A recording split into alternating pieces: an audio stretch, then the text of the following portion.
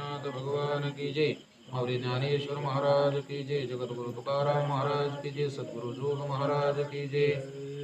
हरिपाठ कीर्ती मुखे जरी गाय, पवित्रची होय देह त्याचा। तपाचे सामर्थ्य तपेन्नला अमुप, चिरंजीवी कल्प वैकुंठी नांदे। मातृपितृ भ्राता सगोत्र अपार, चतुर्भुज नर होऊनी ठेले। ज्ञानगूढ गम्य ज्ञानदेवा लाधले, निवृत्तीने दिधले माझ्या हाती। हरिमुखे म्हणा हरिमुखे म्हणा, पुण्याची गणना कोण करी. सरळ करा थोडं. चौरंग दिसत नाही, थोडासा थोडं समोर सर कोण ठेवणार. नाही तर तो टाकी थोडासा. चौरंग दिसणारच नाही. नाही नाही थोडासा कर ना. तसं वरची साईड खाली होती, वरची साईड खाली होती. अंगात तसा करते अंगात तसा नाही.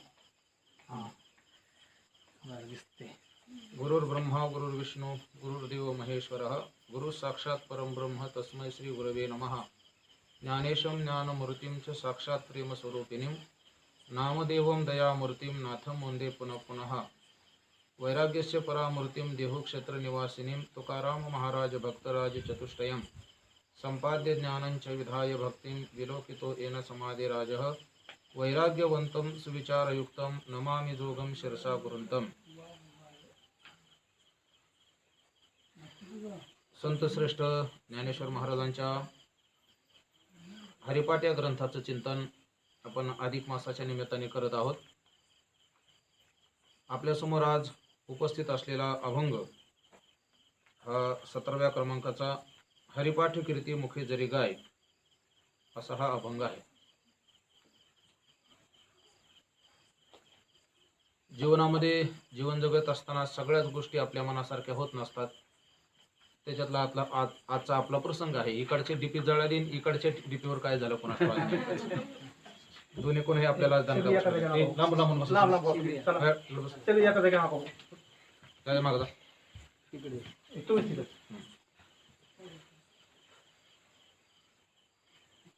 जीवनामध्ये आपल्याला संसाराचं क्षेत्र असं आहे. संसाराच्या क्षेत्रामध्ये आपल्याला गोष्टी मिळतात त्या प्रारब्धाने मिळतात.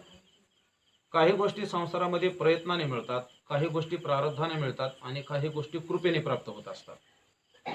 आपल्यावर भगवान परमात्म्याची कृपाच आहे असं म्हणायला अडचण नाही. कारण आज 18 दिवस झाले आपली प्रवचनाची सेवा अगदी व्यवस्थित चालू आहे. प्रवचनाची सेवा व्यवस्थित चालू आहे. कोरोना काय आपल्याकडे फिरकला नाही, येणारही नाही, काळजी करायचं कारण नाही. आणि सगळ्यात महत्त्वाचं म्हणजे पावसाने आपल्याला चांगली साथ दिलेली आहे. अजूनपर्यंत काय पाऊस आपल्याला हजेरी लावायला आला नाही. बहुतेक शेवट येईन असं गीतेमध्ये वर्णन आहे. यज्ञात भवती पर्जन्य. हा यज्ञ पूर्ण झाला की पाऊस येत असतो. आपला हा यज्ञ चाललाय, वाघ यज्ञ. आता देवाला जर आवडला यज्ञ, पाऊस जर आला तर समजायचे काका महाराजांची प्रवचन चांगली जाईल, आणि जर नाही आला तर समजायचे ह्याला काहीच येत नाही. हे सरळ गणित आहे.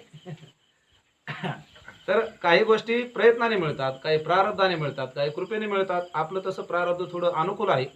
पावसाने आपल्याला त्रास दिला नाही. लाईटीच्या बाबतीमध्ये थोडंसं प्रतिकूल आहे असं म्हणायला काही अडचण नाही. जाऊ द्या, पण आपल्याला ह्या बलाने चांगली मदत केलेली आहे. आणि तसं कितीही बल लावले तरी मी काय गोरा दिसणार नाही, त्याच्यामुळे काही अडचणच नाही आहे. त्या परिस्थितीमध्ये आपण चिंतन करूयात. आपल्यासमोर जो आज अभंग उपस्थित आहे, आपण जर थोडं चिंतन केलं तर प्रत्येक अभंगामध्ये ज्ञानोबरायांनी नामस्मरणाने प्राप्त होणाऱ्या फलश्रुती ज्या आहेत त्या वेगळ्या वेगळ्या सांगितलेल्या आहेत. आजच्या अभंगाची फलश्रुती वेगळीच आहे. कालच्या अभंगामध्ये आपण पाहिलं, कालच्या अभंगामध्ये फलश्रुती सांगितली होती की त्याला उन्मनी अवस्था प्राप्त होते. रामकृष्ण नामी उन्मनी साधली, ही नामस्मरणाची फलश्रुती आहे.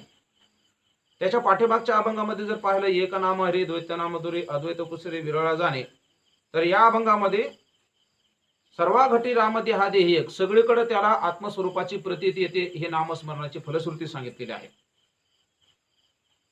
हे 5-6 जे अभंग आलेले आहेत, एकाला एक जोडून याच्यामध्ये तत्वज्ञानाचा जास्त विचार मांडला गेलेला आहे.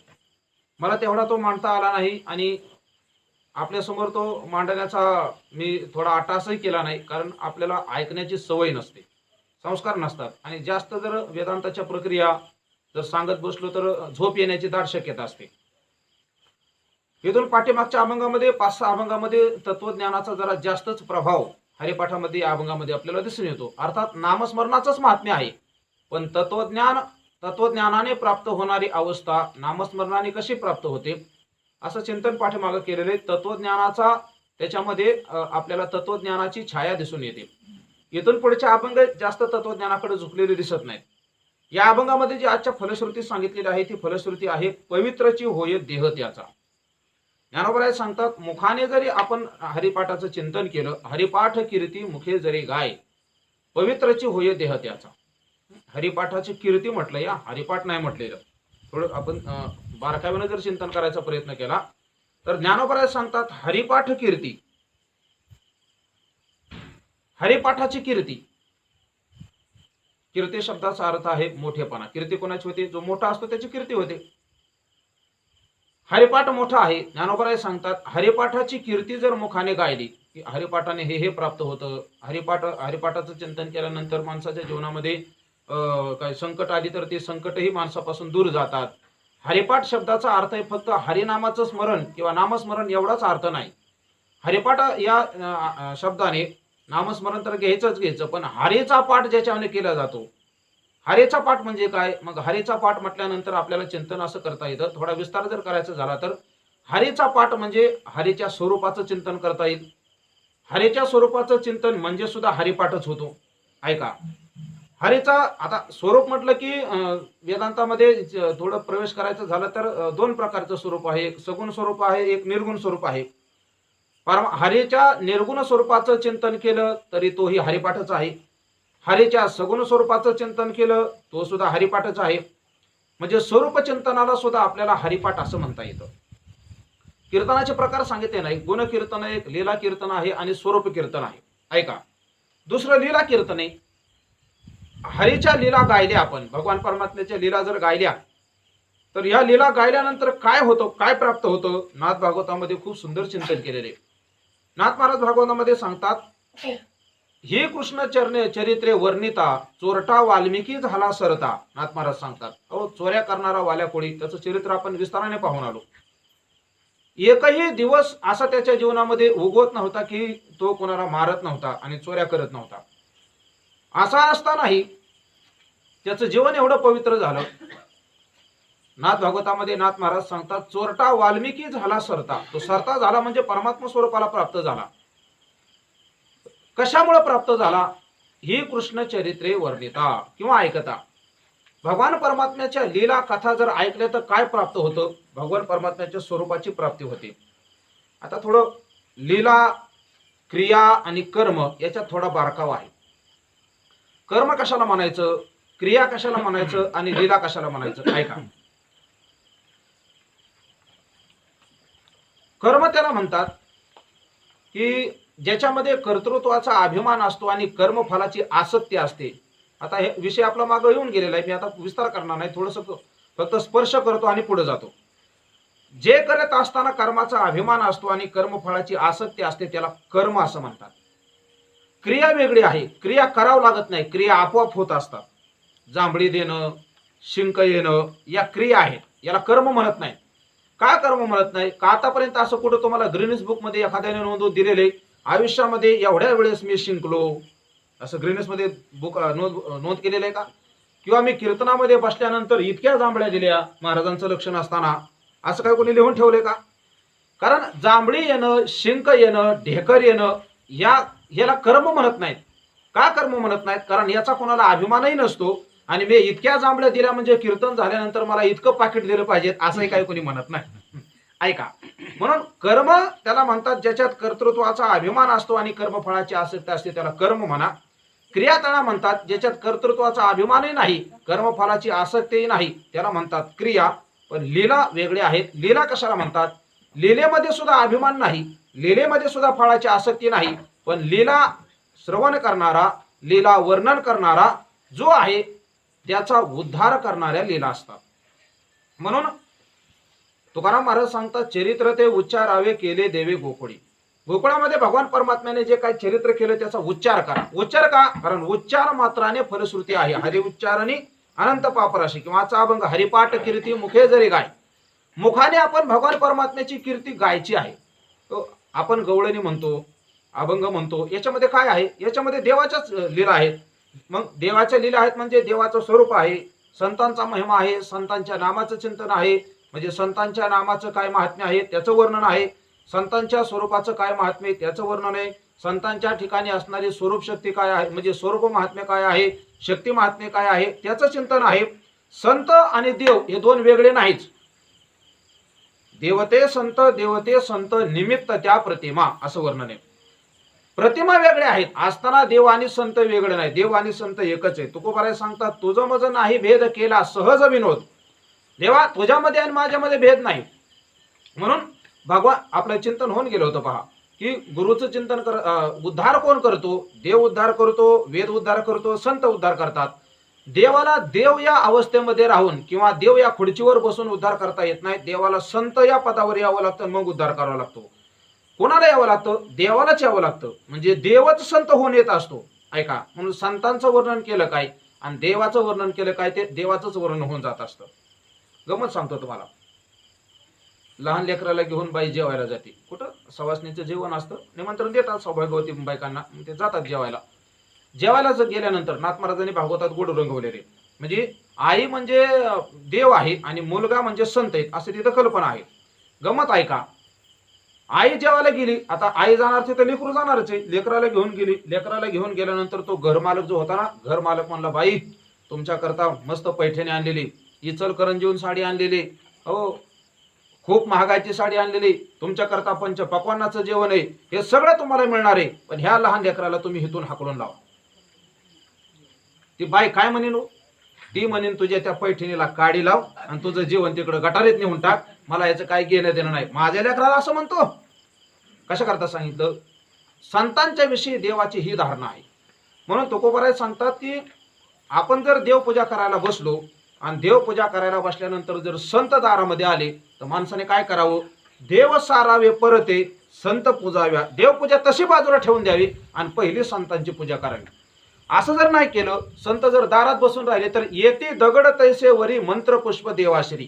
तुम्ही कितीही शुद्ध मंत्र म्हणायला लागले आणि संतांना जर दारामध्ये तुम्ही जर वाट बघत ठेवलं तर भगवान सांगतात ते मंत्र माझ्यावर फुलं म्हणून पडत नाहीत, ते मंत्र मला दगड मारल्यासारखे होतात. कशा करता सांगायचे मला? देवापेक्षा सुद्धा संतांचं महात्म्य जास्त आपल्या वारकरी संप्रदायामध्ये वर्णन केले गेलेले. असं जरी असलं तरी स्वरूपाच्या दृष्टीने चिंतन केलं तरी संत आणि देव हे दोन्ही वेगळे नाही, दोन्ही एकच आहेत. तुका म्हणे येथे नाही भिन्न भाव भक्त तोची देव देव भक्त, तुकोबाराय सांगतात. म्हणून संतांचं वर्णन केलं काय, देवाचं वर्णन केलं काय, याला म्हणायचं लीला वर्णन, याला म्हणायचं हरीचीच कथा गाणं. हरीची कथा आपण चरित्र गा, तुम्ही त्यांच्या स्वरूपाचं कीर्तन करा, तुम्ही त्याच्या लीला गा, तुम्ही त्याचं नामस्मरण करा. कुठल्या तरी एका तत्वाला पकडून जीवन आपलं चाललं पाहिजे. म्हणून या ठिकाणी ज्ञानोबाराय सांगतात, हरिपाठ कीर्ती मुखे जरी गाय. मुखाने गायली, हरिपाठ कीर्ती गायली म्हणजे देवाच्या स्वरूपाचं चिंतन केलं, लीलांचं चिंतन केलं, गुणाचं चिंतन केलं, नामाचं चिंतन केलं. त्याने कशाने? मुखे गाय. हो मुखे गाय. काल आपण चिंतन केलं होतं की मुखातलं नाम कुठं गेलं पाहिजे? मनात गेलं पाहिजे. मनातलं नामस्मरण बुद्धीत गेलं पाहिजे आणि बुद्धीतलं नामस्मरण चित्तात जाऊन चित्ताने निरंतर त्याचं चिंतन केलं पाहिजे. ही 8 या अभंगात नाही. ती मागच्या अभंगातली 8 या अभंगात नाही. या अभंगातली 8 एवढीच आहे. मुखाने म्हणा. तुमचं मन तिकडे कसे पाहू नका, तुमच्या बुद्धीत काय चालले पाहू नका, तुमचं चित्त काय करते हे पाहू नका, नुसतं तुम्ही मुखाने गा. म्हणजे कालचा अभंग ऐकल्यावर एकाने शंका विचारली, म्हणजे महाराज तुम्ही खूपच अवघड सांगितले, चित्तामध्ये अनंत जन्माचे संस्कार आमच्या बसलेले कधी निघायचे? मग महाराजांनी रातभर विचार केला आणि रातभर विचार करून मग आज महाराज म्हणले ह्यांना सोपं सांगून टाकू. आणि म्हणून ज्ञानोबाराय सांगतात, हरिपाठ कीर्ती मुखे जरी काय. एवढ्या अवघड नाही ना तुम्हाला.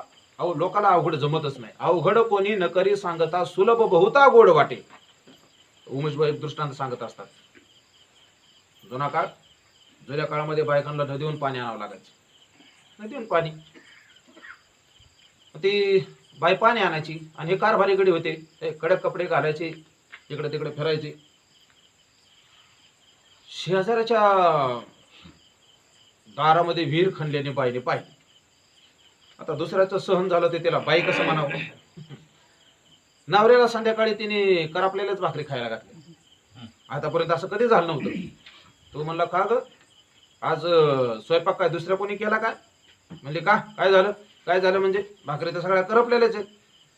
मला आला होता म्हणले कटाळा, आणि तो म्हणला कुठं डोंगर उचलाय गेली ती कटाळा आला. आणि डोंगर उचलाय म्हणजे नदीहून पाणी. तो म्हणला नदीहून पाणी काय आज आणते का तू? तुझं लग्न जसं झालं तसं नदीवरच पाणी आणते. आणि तुम्हाला काय वाटतं का म्हणले? आज दौंड, उद्या बारामती, परवा कुठं पुन्हा बोंबलत फिरता म्हणले, मला इथं कष्ट पडतात म्हणले. मग तो म्हणला तुझं काय म्हणणं आहे? काय नाही, माझं म्हणणं एवढंच आहे, ते लांब असलेलं पाणी जवळ आलं पाहिजे. मग काय करायचं? काय करायचं? शेजाऱ्याने विहीर खाल्ली, तुम्हाला खणता येत नाही का? मग त्याच्या लक्षात आलं हिला काय झाले. त्या बाबाकडे होती परिस्थिती, त्याने विहीर खणली. आता सोपं झालं का नाही? जुना काळ, पाणी शिंदून काढावं लागायचं. तुम्ही मोठा हाणलेला येतं, त्या काळामध्ये काय मोटरा नव्हत्या, मग पाणी शिंदून भरायचं. बाईला आता बरं झालं ना, लांब होतं ते जवळ आलं पाणी. बाई शिंदून शिंदून ते पाणी भरायला लागली, शिंदून पाणी भरायला लागली. पण तिने असं पाहिलं की शेजाऱ्याने मोटर आणून टाकली. मग ते आता कसं सहन होईल तिला? पुन्हा हिने नवऱ्याला बोलायला सुरुवात केली. आज दौंड, उद्या बारामती, परवा पुणे, रोज बोंबलत फिरताय, माझं किती हाल आहे? तुम्हाला काय हाल काय हालय? पाणी शिंदून शिंदून कंबर पार कामातून गेली. मग काय म्हणणं आहे? काय म्हणणं आहे? बघा शेजाऱ्याने कशी मोटर टाकली. या त्याने जाऊन मोटर आणली. आता पाणी विहिरीच्या वर आलं. नुसतं तिथं हांडा भरायचा आणि घरात आणायचा. पण शेजाऱ्याने पुन्हा तिथून अर्धा इंची पाईप आणला, बारीक मोटर आणली, पाणी पार घरात आणलं. घरात आणलं की त्या बाईचा पुन्हा मंत्र चालू झाला. आज दौंड, उद्या बारामती, परवा पुणे, रोज बोंबलत फिरताय. तुम्हाला काय वाटतं का नाही? तुम्हाला काय झालं? काय झालं? बघा शेजाऱ्याने पार घरात पाणी आणलंय, याने बी घरात पाणी आणलं. आता फक्त पाणी म्हणजे पार किचन मध्ये पाणी गेली. आता पाणी फक्त पंक्तीतच नळ बसवायचे राहिल्यात घरात. काय कशा करता सांगितलं? अवघड कोणी न करी सांगता, सुलभ बहुता गोड वाटे. ज्ञानोबरांनी ओळखलं की मन, बुद्धी, चित्त यांना कधी समजायचे, सांगायचा प्रयत्न केला तर आजचं कीर्तन प्रवचन सगळं बोर झालं म्हणले. मग काय, यांना जरा सोपं सांगा म्हणलं. इतका अवघड सांगितलं करणार नाहीत. मग ज्ञानोबराय सांगतात, हरिपाठ कीर्ती मुखे जरी काय. नामस्मरणाने हे प्राप्त होतं. तुम्ही जरी करत नसला, लोकाला सांगा. एक भाव सांगतो, असाच भाव असेल असं माझं म्हणणं नाही, पण मला एक स्फुरलेला भाव सांगतो. नुसतं तुम्ही लोकांना सांगा, असं केलं असं होतं, असं केलं असं होतं, तरी सुद्धा मला वाटतं की हे फळ आहे. हरिपाठ कीर्ती, नामस्मरणाची अशी कीर्ती, अशी कीर्ती, अशी कीर्ती या पवित्रची होय देह त्याचा देह पवित्र होतो. बोलतो पुढे नंतर, ऐका, विस्तार करायचाच आपल्याला. मुखाने हरिपाठ कीर्ती म्हणजे हरिपाठाची कीर्ती लोकांना सांगणं, हा एक अर्थ झाला. आणि हरिपाठ कीर्ती मुखाने गाणं याचा अर्थ आहे भगवान परमात्म्याच्या स्वरूपाचं, लीलांचं, गुणाचं, नामाचं चिंतन करणं. याला म्हणतात हरिपाठ कीर्ती मुखे जरी काय. काय फळ प्राप्त होतं? पवित्रची होय देह त्याचा. आता इथं मोठी शंका आहे, देह पवित्र आहे का? तुकाराम महाराजांचा नाटाचा अभंग गाथ्यामध्ये शरीर दुःखाचे कोठार, शरीर रोगाचे भांडार, शरीर दुर्गंधीची थार, नाही अपवित्र शरीर आईसे.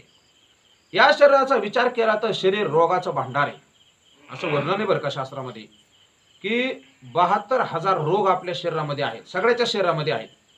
फक्त प्रतिकार शक्ती प्रत्येकाची कमी जास्त प्रमाणामध्ये असते, त्याच्यामुळे ते काय होत नाहीत, जोर करत नाहीत. ज्ञानोबरायांचे ओवी आहे, जय पडणे होय शरीरात रोगा उदय. ज्ञानोबराय सांगतात म्हातारपणात रोग काय होतात, आक्रमण करतात. बघा मग काय काय लोकांना म्हातारपणात बरेच रोग असतात. भाग्यवान अशी माणसं आहेत की निरोगी काय मरतात, ते ठराविक असतात. पण रोग हे प्रत्येकाच्या शरीरामध्ये आहेतच. शरीर रोगाचं भांडार आहे, शरीर रोगाचे भांडार, शरीर दुःखाचे कोठार. सगळे दुःख माणसाला होतात, कोणामुळे होतात? शरीरामुळेच होतात ना. एक आजारी पडला, काय झालं काय कळलंच नाही, पाण्यासारखा पैसा खर्च केला, पार मुंबई पुणे दिल्ली परदेशामध्ये जाऊन आला, पण त्याला काय गुणच आला नाही. गुण आला नाही म्हणल्यानंतर मग एक आयुर्वेदिक आणि पारमार्थिक डॉक्टर होते, त्यांच्याकडे गेला. म्हणले अहो इतका पाण्यासारखा पैसा खर्च झाला या 20 वर्षामध्ये, नुसतं आम्ही फिरतो यांना घेऊन, यांना काय गुणच आहे ना. त्या डॉक्टरने सांगितलं रामबाण उपाय आपल्याकडे. म्हणजे परत आजारी, म्हणजे परत आजारीच पडणार नाही. त्यांना बरं वाटलं. 20 वर्षामध्ये आतापर्यंत असा डॉक्टर कोणी बोलला नव्हता. पहिल्याच भेटीत डॉक्टर असं म्हणतोय की ह्याच्यावर रामबाण उपाय, परत आजारी पडणारच नाही. म्हणले काय करावं लागेल? ते म्हणले ह्याच्या समोर सांगता येणार नाही, तुम्ही आत चला. त्याला आत नेलं. काय करावं लागेल? काय नाही म्हणले, ह्यांना तुम्ही मारून टाका, हे परत कधीच आजारी पडणार नाही. दुःख होतंय कोणामुळे होतंय? अहो दुःख शरीरामुळे होतंय ना. शरीर दुःखाचे कोठार, शरीर दुर्गंधीची थार. 1-2 दिवस दात घासू नका बरं. शेजारी म्हणेन हे काय काम वास येतोय. 2 दिवस जर आपण तोंड नाही स्वच्छ केलं, आंघोळ नाही जर नाही केली, शरीर दुर्गंधीची थार, भयंकर अपवित्र आहे. अहो शरीर इतकं बेकार आहे, इतकं बेकार आहे. ज्ञानोबराय सांगतात नाना सुद्रवे गोमटी शरीरी झाली या पैठी, ते होऊनी ठाती किरीटी मळूची जेवी. आपण ह्याच्यामध्ये जातो ना स्वीट होममध्ये, आहा काय त्या मिठाई ठेवलेल्या असतात, काचाचे कप्पे असतात, पाहतच राहू वाटतं. पण पाहण्यात भागतं का आपलं, नाही ना. मिठाई आपण घेऊन येतो, घेऊन आल्यानंतर काय देवाऱ्यात पूजा करतो का? मिठाई आपण खातो, इतकी सुंदर असलेली मिठाई दुसऱ्या दिवशी काय होतं हो तिचं, विष्ठेमध्ये रूपांतर होतं. ऐका, सुंदर असलेली मिठाई पण विष्ठेमध्ये परिणत झाली. कुणामुळे झाली? त्या मिठाईने या शरीराचा संपर्क केला म्हणून. म्हणजे चांगल्या वस्तूला सुद्धा घाण करण्याची, अपवित्र करण्याची ताकद ज्याच्यामध्ये आहे, एवढं अपवित्र अशा प्रकारचं हे शरीर आहे. दुर्गंधीची थार नाही, अपवित्र शरीर आहे. शरीरासारखं अपवित्र काहीच नाही. जन्माला आल्यानंतर घरच्या माणसाला महिनाभरच असतो का विटाळा असतो ना, सव्वा महिना काय असेल ते, म्हणजे जन्म त्याला बी सुतकच म्हणतात बरं का, त्याला पण सुतकच शब्द आहे. आपण विटाळ म्हणतो पण त्याला शास्त्रामध्ये सुतकच शब्द आहे. म्हणजे जन्माला आल्यानंतर सुद्धा सुतक पडतं आणि मेल्यानंतर सुद्धा सुतक आहेच. म्हणजे येताना जातानाच गडी सुतकात येतं, मध्ये काही धोरणात आहे का? मध्ये धोरणात नाही ना. ऐका, येतानाही आल्यानंतर सगळं अपवित्र करतो, जातानाही सगळं अपवित्र करतो. म्हणजे याचं आगमन, येणं आणि जाणं हेच सुतकात आहे, हे अपवित्र अवस्थेत आहे. बर, एका श्लोकामध्ये असं वर्णन केलेलं आहे, स्थानात बीजात उपष्टंभात निस्यंदात निधनाच्च कायम आदेव शौचद्वात पंडिता ह्यशुचिम विदुः. 6 कारण सांगितलेत आपलं शरीर अपवित्र का आहे याच. स्थानात म्हणजे मातेच्या गर्भामध्ये असताना जीव ज्यावेळेस पहिल्या वेळेस तो गर्भामध्ये जातो, ते गर्भातलं वातावरण चांगलं आहे का हो? ते आपल्याला जरी पाहता येत नसलं तरी संत महात्म्याने त्याचं वर्णन केलेलं आहे. काय सांगू गर्भीची यातना, मज भोगिता नारा नाकी तोंडी कुमीकडे विष्टालेप चहूकडे, नाकी तोंडी कुमीकडे गर्भवासीचे दुःख गाढे कवनापुढे सांगावे. तुकोबराय सांगतात, नाकामध्ये तोंडामध्ये सगळे कृमीकिडे ते असतात. गरोदर मातेने तिखट जर काय खाल्लं तर ते आत गर्भाला जाणवतं. मी एका दिवशी बोललो होतो की गरोदर असताना त्या माऊलीने, अर्थात माऊलीनेच म्हणजे त्या परिसरामध्ये जिथं राहते त्या घरातल्या कोणत्याच माणसाने भांडायचं नसतं, कारण ते सगळे संस्कार त्याच्यावर होत असतात. अभिमन्यूचं आपल्याला माहिती आहे उदाहरण. अभिमन्यू चक्रव्यूह भेदून आत जायला शिकला होता, पण त्याला बाहेर येता आला नाही. का आला नाही? त्याचं कारणच आहे, त्याला गर्भामध्ये फक्त जायचंच ज्ञान झालं होतं आणि बाहेर निघायचं ज्ञान सांगत तोपर्यंत उत्तरा झोपलेली होती. झोपलेले असल्यामुळं त्याला ते काय झालं नाही, श्रवण करता आलं नाही आणि त्याचा परिणाम त्याला मरावं लागलं. म्हणजे गर्भामध्ये असताना त्या जीवावर बाहेरचे जे संस्कार आहेत त्याचे नाथ महाराजांनी भागवतात तर खूप वर्णन केलेले आहे. काय तिखट खाल्लं, आंबट खाल्लं, कडू खाल्लं, काय खाल्लं की त्या गर्भाला चटके सहन करावं लागतात. म्हणजे कशा करता सांगतो, त्या श्लोकामध्ये असं चिंतन आहे की ज्या ठिकाणातून जीवाचा जन्म होतो मातेच्या त्या उदरामध्ये, तिथली अवस्था चांगली आहे का, ते वातावरण चांगलं आहे का? स्थानात म्हणजे तेच अपवित्र आहे. बीजात आपलं जे काय बीज आहे ते काय बीज आहे? मातेचं रक्त आणि पित्याचं रेत याचा मिळून देह बनतो. नाटाच्या अभंगामध्ये वर्णन आहे, शरीर विटाळाचे आडे, यालाच विटाळ म्हणतात, विटाळाचा आडे. स्थानात बीजात हे अपवित्र आहे. उपष्टंभात म्हणजे ज्या धान्याने आपलं शरीर पुष्ट होतं, ते धान्य तरी काय चांगलं आहे का? धान्यापासून दारू बनते, ते जर चांगलंच असतं तर त्याच्यापासून दारू बनले असते का? दारू जर नाही बनले तर इकडे तिकडे पडल्यानंतर ते सडून जाताना, म्हणजे सडक्या अन्नापासून आपला देह तयार होतो. ऐका गंमत, सडक्या अन्नापासून तयार होतो म्हणूनच आपला देह सडक आहे, सडतो आपला देह पण. स्थानात बीजात उपष्टंभात निस्यंदात म्हणजे आपल्या शरीरातून बाहेर पडणाऱ्या वस्तू. आता हे काय लय सांगाव का रंगून, काय रंगून सांगण्याचा विषय? अहो, आपल्या शरीरावरचा एखादा केस जर असा कुठं पडला एखाद्या खायच्या वस्तूमध्ये तर माणसाला ते किळस आल्यासारखं होतं. आम्ही उदाहरण रंगून सांगतो. मी असं ठरवलंच होतं की हे उदाहरण सांगितल्यानंतर एकाला तरी उलटी आणायची. गेल्या वर्षी मुंबईमध्ये माझा प्रयोग सक्सेस झाला. आता तुम्हाला अजून जेवायचे वाटतात, चतुर्थी ना, त्या दिवशी नेमकी चतुर्थीच होती आणि म्हणजे सगळ्या बाया चतुर्थी सोडून आल्या होत्या. अक्षरशः एक बाई कीर्तनातून उठून गेली, बाहेर तिने वांत्या केल्या. सांगतो काय उदाहरण मी सांगितले, तुम्ही ऐकलेले पण पुन्हा सांगतो ऐका. वडापाव खायला एक जण गेला. दादासाहेब व्हॉट्सअपला आलते बरं काही, व्हॉट्सअपला आलेलं मी रंगून सांगतोय आता. व्हॉट्सअपला क्लिप आली होती एक बार. वडापाव खायला गेला तो, वडापाव खायला तो का त्या हॉटेलमध्ये गेला हॉटेलमध्ये वडापाव खायला गेल्यानंतर त्याने वडा जसा तोंडात घातला तसा वड्यात एक केस निघाला. तो म्हणला हॉटेलमध्ये तर बायका कामाला नाही तर केस कुठून आला. मग त्याने जर आत किचनमध्ये डोकावून पाहिलं. किचनमध्ये डोकावून पाहिल्यानंतर त्याला तो काळा भिन्न पुतळा दिसला. आचारी, त्याचे कपडे ते काळे, सगळे तेलाचे हात इकडे तिकडे पुसलेले. त्याने पाहिलं त्याला सर्दी झाली होती, तो नाक शिकरायचा आणि तसंच ते वड्याचं पीठ मळायचा. किती किती किती किती पवित्र अवस्थेमध्ये काम चाललं होतं महाराज. घाम आल्याला तो असा करायचा आणि घाम आल्यानंतर खाली टाकत नव्हता. तेलाला तावा आला का नाही बघायला तसाच कडे टाकायचा. तो बघतच राहिला हे काय चाललंय नेमकं इथं. घाम तेलाच्या कढईमध्ये, शेंबडाचा हात त्या पिठामध्ये.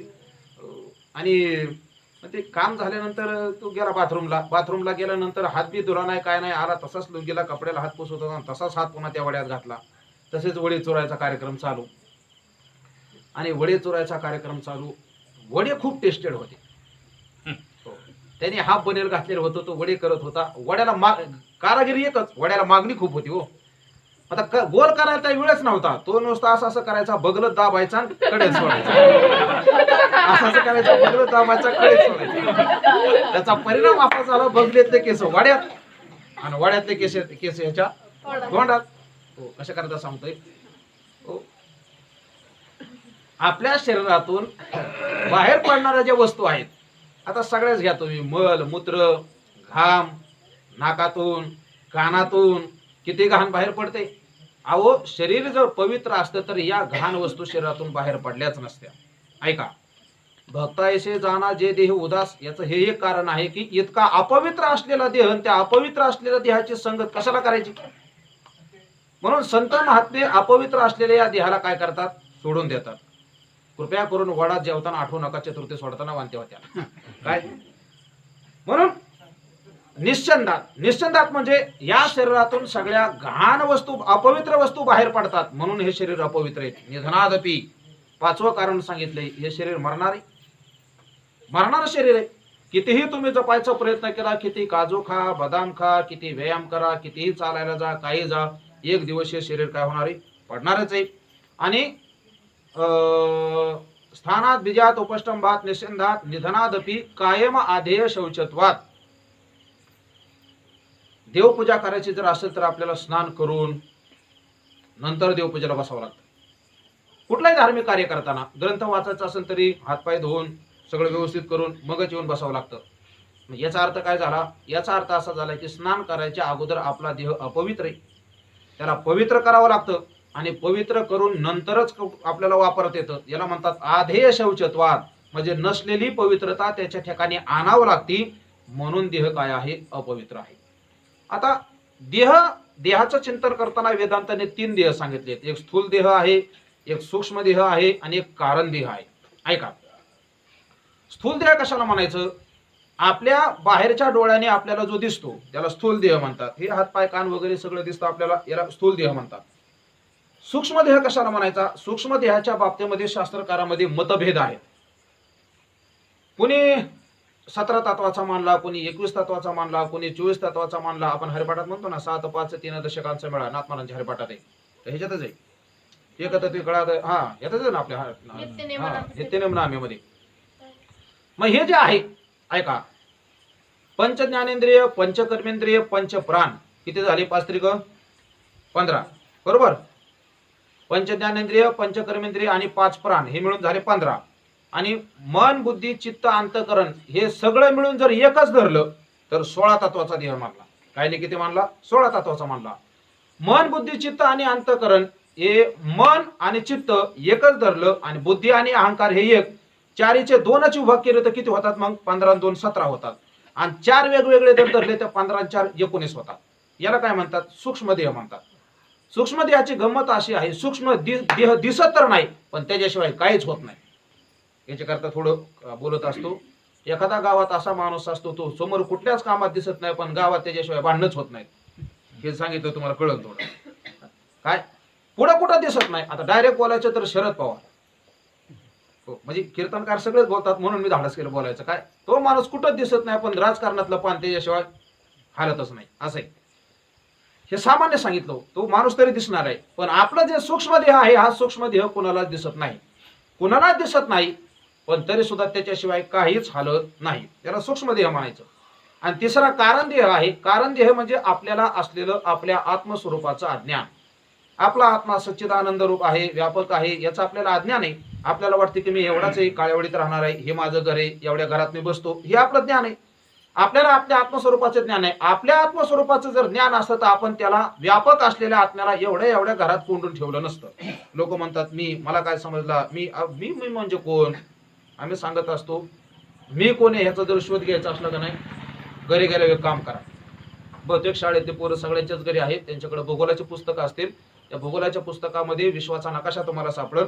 विश्वाचा नकाशा असा समोर ठेवा. विश्वाच्या नकाशामध्ये आता पुस्तकातला विश्वाचा नकाशा केवढा दिसेल आपल्याला, पुस्तकातला सोडून द्या. समजा तर मला कल्पना करा तुमच्याकडे मोठाच आहे नकाशा, समजा ह्या भिंती एवढा आहे, त्या भिंतीवर तुम्ही तो नकाशा लावा आणि त्याच्यामध्ये बघा काय. आता एवढ्या मंदिरात जर विश्व तुमचं ते बसत असेल तर त्या विश्वातला भारत देश केवढा, म्हणजे भारत देश नाही, अगोदर 7 खंड आहेत ना, 7 खंड पहा.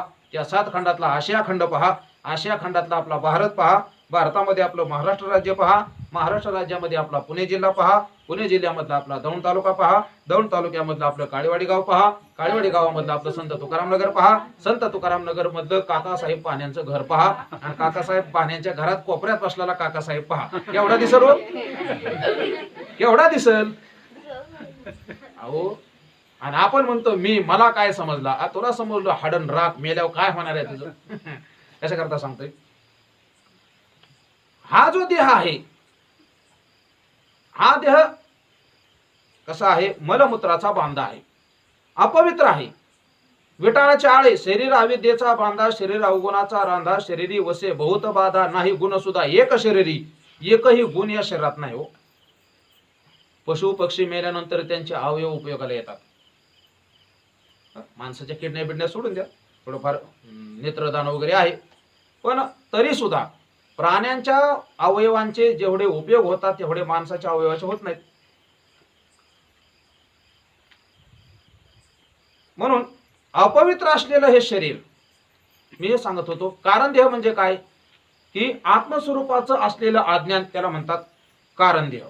मी कशा करता सांगतोय हे, तर देहाचं जे अपावित्र्य आहे, तीनही देहाचं पावित्र्य आणि अपवित्र्य काय याचं चिंतन केलेलं आहे. आपला जो स्थूल देह अपवित्र होतो, तो कशामुळे अपवित्र होतो, मुळातच अस्थि, मज्जा, रक्त, रेत, मांस हे सगळं काही अपवित्रच आहे. अहो आपलंच रक्त, पण आपल्या शरीरावर जर रक्त आलं तर माणसाला किळस येते, त्याच्याकडे पाहायचे सुद्धा. ऐका, आपलंच रक्त असतो. आपला जो स्थूल देह आहे, हा स्थूल देह काय घाणीच्या संपर्कात आला, अपवित्र होतो. त्याला जर आपण स्नान नाही घातलं, योग्य वेळेवर त्याची काळजी जर नाही घेतली तर काय होतं, ते अपवित्र होतो. स्थूल देहाचं जे काय पावित्र्य म्हणजे अपावित्र्य आहे ते स्नान केल्यानंतर जातं. स्थूल देह जर अपवित्र असेल तर स्नान केल्यानंतर जातं. स्थूल देह अपवित्र होतो, कशामुळे होतो, अशुद्धम काम संपर्कात, असं वर्णन आहे. आपल्या अंतकरणामध्ये, मनामध्ये म्हणा, बुद्धीमध्ये म्हणा, चित्तामध्ये, अहंकारामध्ये म्हणा, काही म्हणा, आता एकूण सगळंच अंतकरण घ्या. आता ऐका, या अंतकरणामध्ये संसाराच्या विषयीचा काम शिरला की ते अपवित्र झालं. ज्ञानोबरायांच्या काळामध्ये 16 पैशाला सोनं मिळायचं, असं वर्णन आहे ज्ञानोबरायांच्या ज्ञानेश्वरीमध्ये. हिनकच सोनं,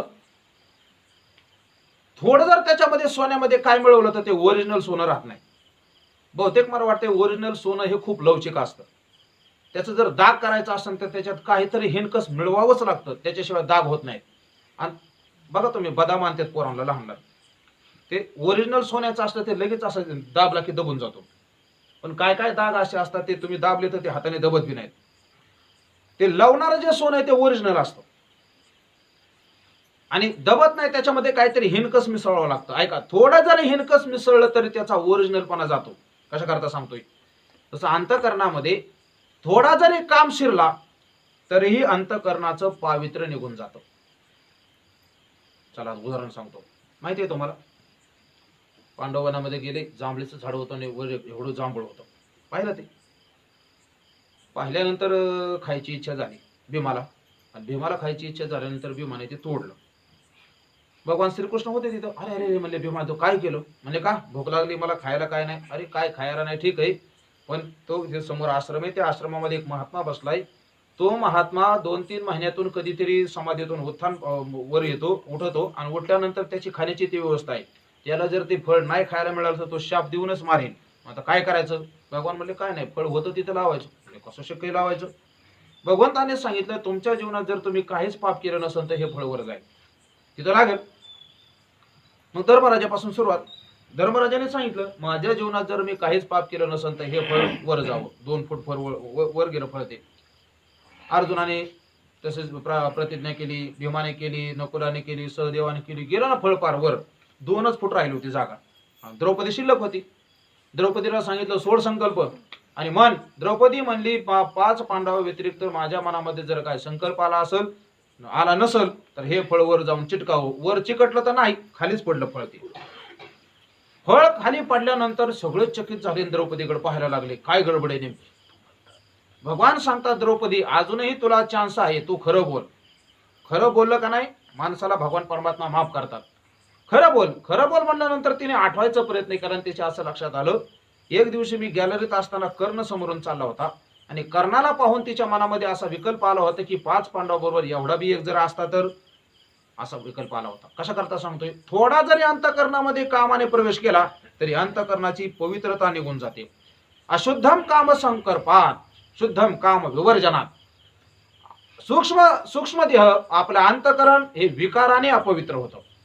गीतेमध्ये असं अर्जुनाने प्रश्न विचारलाय, अथ केन प्रयुक्तोयम पापम चरिती पुरुषः अनिच्छन्नपि कवार्ष्णेय बलादेव नियोजितः. प्रश्न काही लक्ष देऊन ऐका. अर्जुन म्हणतोय की काय काय माणसाची पाप करायची इच्छा नसते पण त्यांच्याकडून बळच पाप करून घेतलं जातं. करून म्हणजे दुसऱ्या कोण नाही, त्यांच्याकडूनच इच्छा नसताना त्यांच्याकडूनच पाप होतं. हे कोणामुळे होतं? आता केन प्रयुक्तयम, कोण त्यांना प्रयुक्त करतं? याला प्रायोजक क्रियापद म्हणतात. क्रियापदाचे काही व्याकरणात प्रकार आहेत. प्रायोजक क्रियापद म्हणजे करून घेणं, त्याच्याकडून कोण करून घेतं? तिथं भगवान परमात्म्याने उत्तर दिलेले काम येश क्रोध येश रजोगुण समुद्भवा महाशनो महापापमा विध्येन मे वैरिणम. भगवान परमात्मा सांगतात एष हा काम हा, एष हा क्रोध हा काम आणि क्रोध रजोगुणापासून निर्माण झालेले आहेत. रजोगुण समुद्भवा हा कामयश क्रोधयश रजोगुण समुद्भवा. रजोगुणापासून अंतःकरणामध्ये निर्माण होणारे काम क्रोध हे विकार हे माणसाला पाप करायला होतात. उदाहरण तुम्ही ऐकलंय ना, पापाचा बाप कोण? नेहमी आपण उदाहरण ऐकलेले आहे. एक पंडित शिकून आले काशीला. शिकून आल्यानंतर सहज प्रवचन झाल्यानंतर एक श्रोता काही चाणाक्ष असतात, काही विचारतात. आपल्याकडे आपल्या भागात काही आम्हाला कोणी अजून विचारलं नाही. तिकडं खाली गेल्यानंतर बरेच लोक विचारतात कीर्तन झालं महाराज असं कसं ते कसं. तसं एक उठली बाई, एक बाय उठल्यानंतर तिने म्हणले महाराज मला एक शंका आहे. म्हणजे काय शंका आहे? मला शंका अशी म्हणले की पापाचा बाप कोण आहे? पापाचा बाप कोणी म्हणल्यानंतर याला बी काय आठवणा, कुठं शिकवलं काय. ते म्हणली बाई मला 7-8 दिवसाची मुदत दे, माझ्याकडे जे ग्रंथ आहे ते ग्रंथ मी चाळून पाहतो. महाराजांनी रात्रंदिवस एक करून सगळे ग्रंथ चाळले पण पापाचा बाप कोण असं त्यांना कुठं सापडेनाच. काय करायचं? महाराज असे पार डोकं सुन्न झालं होतं. कुठं काय करतोय आपण, कुठं चाललोय, काय बहाणा नव्हते. आणि चुकून एका वेश्येच्या गल्लीकडं ते घुसल्यानंतर त्या ठिकाणी पाहिलं लोकांनी, महाराज इकडं कोणीकडे चालले. वेश्येने एका पाहिलं, महाराजांनी इकडं. ते म्हणले महाराज काय अडचण काय? ती म्हणले तुला सांगून काय फायदा आहे, तू अपवित्र जीवन जगणारी आणि तुला माझा प्रश्न अहो सांगा. म्हणले काय, कोणत्या प्रश्नाचं उत्तर कुठून कधी मिळेल काय सांगता येत नाही. तुकाराम महाराजांच्या गाथ्याप्रमाणे उपदेश तो भलत्या हाती झाला चित्ती धरावा, नये जाऊ पात्र्यावरी कवटी सारा नारळी. तुकोबाराज सांगतात कोणाकडून हे उपदेश झाला तरी माणसाने ग्रहण करावा. काय सांगावं म्हणले, कदाचित तुमच्या प्रश्नाचं उत्तर माझ्याकडे असेल. बरोबर म्हणले, मिळालं तर मिळालं उत्तर. त्यांनी सांगितलं की पापाचा बाप कोण आहे असा मला एकाने प्रश्न विचारलाय, त्याचं उत्तर मला सापडत नाही. बाय म्हणली सोपं आहे, मी सांगू शकते उत्तर. सांगू शकते हो. काय करावं लागेल? काय नाही म्हणले, तुम्हाला माझ्या घरी यावं लागेल. तुम्हाला मी महाराज आहे, प्रवचनकार आहे आणि तुझ्या घरी वेश्याच्या घरी लोक काय म्हणतील मला, मग तुम्हाला उत्तर देणार नाही म्हणले. बरं तसं घरी यायचं नाही म्हणले. माझ्याकडे जर जुन्या काळात सोन्याच्या मोहरा असायच्या, ते म्हणले माझ्या घरी जर तुम्ही आला तर तुम्हाला 100 सोन्याच्या मोहरा देईल. 100 सोन्याच्या मोहराही मिळतात आणि प्रश्नाचं उत्तरही मिळतंय. असं म्हटल्यानंतर महाराज म्हणले ठीक आहे मी घरी येतो. घरात येणार नाही. बाय म्हणली घरी ते या. झालं. रात्र होऊ दिली. रात्र झाल्यावर महाराज लपत छपत त्या बाईच्या घरी गेले. दारात उभा राहिली. दार वाजवलं. बाईने सांगितलं महाराज आत या. महाराज मला नाही मी आत कसं काय येईल? इथूनच सांगा. नाही म्हणले तुम्ही जर आत आले ना तुम्हाला अजून 100 सोन्याच्या मोहरा 200. तुम्हाला आत तर जायचे फक्त. बघा माणसाचं मन कसं बदलतं. आत तर महाराज आत गेले. महाराज माझ्या पलंगावर बसा. तुम्हाला हो पलंग मी नाही बसू शकत. महाराज ते म्हणले तुम्हाला आणखी 500 सोन्याच्या मोहरा देते. नुसतं बसायचं काम करायचंय. महाराजाला मोह सुटला. काय म्हणले बसायचं उठायचं लगेच उत्तर ऐकत महाराज बसले. ते म्हणले आता माझी शेवटची काठ आहे. माझ्या हातचा स्वयंपाक मी करणार. तुम्ही जेवण करायचं. स्वयंपाक हो. अपवित्र माणसाच्या हातचं माणसाने खायचं नसतं. कारण त्याचे संस्कार आपल्या अंतःकरणात घुसत असतात. जमणार नाही म्हणल्यानंतर ती म्हणली नाही महाराज तुम्हाला मी आणखी सोन्याच्या 1000 मुद्रा सुवर्ण मोहरा देते.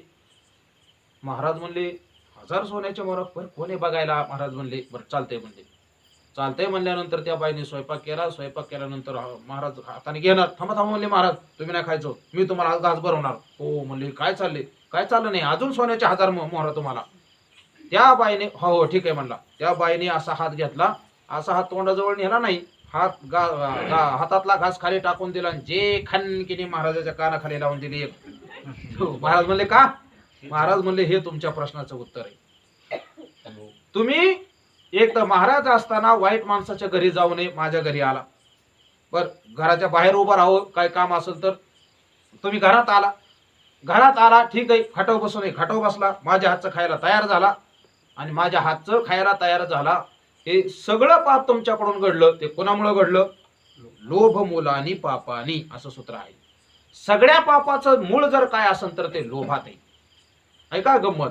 आणि या लोभाची पोर आहेत क्रोध आणि काम म्हणजे इच्छा आणि क्रोध म्हणजे राग. लोभाची पोर आहेत. कशी लोभाची पोर आहेत? लोभ जर पूर्ण झाला तर माणसाची इच्छा वाढते, काम वाढतो. आणि लोभ जर अपूर्ण राहिला तर माणसाचा क्रोध वाढतो.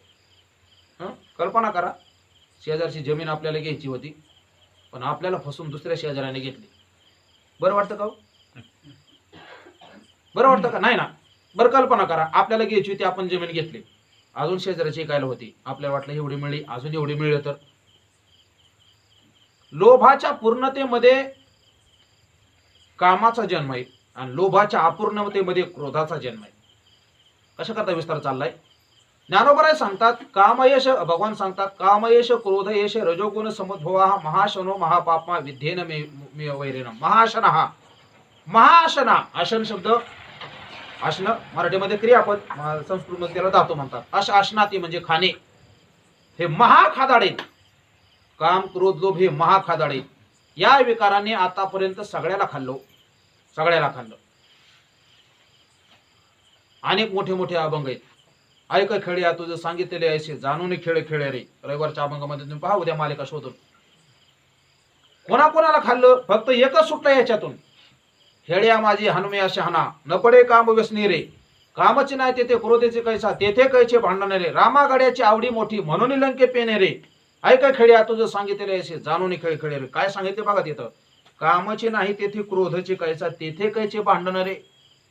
जिथं कामच नाही इच्छाच नाही मग इच्छा अपूर्ण राहून क्रोध निर्माण होण्याचं काही कारणच नाही. पण कुठं हे कधी इच्छा आणि काम आणि क्रोध जातात? रामा गाड्याची आवडी मोठी. रामा गाड्याची आवडी मोठी म्हणजे हरिपाठ कीर्ती हे सूत्र आहे अभंगाचं. बघा लक्षात येते का?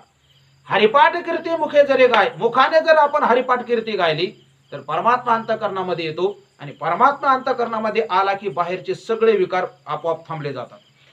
परमात्म्यापासून नजर हटवले की विकार ताबा घेतात. चला रामायणातली कथा सांगतो. सीता मातेला न्यायला रावण आला. आता हे इतिहासाच्या दृष्टीने बाजूला ठेवा. अध्यात्म रामायणाच्या दृष्टीने चिंतन आहे का? प्रभू रामचंद्र म्हणजे आत्मस्वरूप आहे. लक्ष्मणजी वैराग्य आहेत.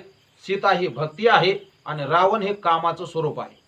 लोक अलीकडे शिकलेले म्हणतात रावण कधी झाला, कंस कधी झाला आणि हिरण्यकश्यप ते कधी झाले आणि काय त्यांचं चरित्र आता ऐकून होणार आहे. अहो तुम्ही हे चरित्राच्या दृष्टीने पाहताय, तत्वाच्या दृष्टीने पहा. रावण हे कामाचं स्वरूप आहे, कंस हे क्रोधाचं स्वरूप आहे आणि हिरण्यकश्यप हे लोभाचं स्वरूप आहे. ऐका हे काही म्हणजे इतिहासाच्या दृष्टीने गोष्टी म्हणून त्यांच्याकडे पहा, पण अंतरंगामध्ये शिरून ज्यावेळेस तुम्ही चिंतन करणार आहेत त्यावेळेस त्या गोष्टी त्या व्यक्ती नाहीत, ती तत्व आहेत. हिरण्यकश्यप म्हणजे लोभ आहे, कंस म्हणजे क्रोध आहे आणि रावण म्हणजे काम आहे. मग ऐका, त्या प्रत्येकाला घालवण्याकरता देवाचा अवतार आहे. देवाशिवाय त्यांना कोणीच मारलेलं नाही. गंमत आहे का तुम्ही? याचा अर्थ काय आहे? अंतःकरणामध्ये जोपर्यंत परमात्मा आपल्या येत नाही तोपर्यंत हे विकार मरत नाहीत. हे त्या कथांच्या पाठीमागचं तात्पर्य आहे. रावण काम आहे. गंमत आहे का तुम्ही? काम काय करतो?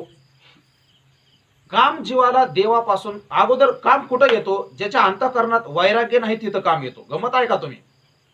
बरं, इथं काम आलाय कोणाकडे आलाय? सामान्य माणसाकडे आला नाही हो. सीता ही भक्ती आहे. रावणाने म्हणजे कामाने उचलले कोणाला?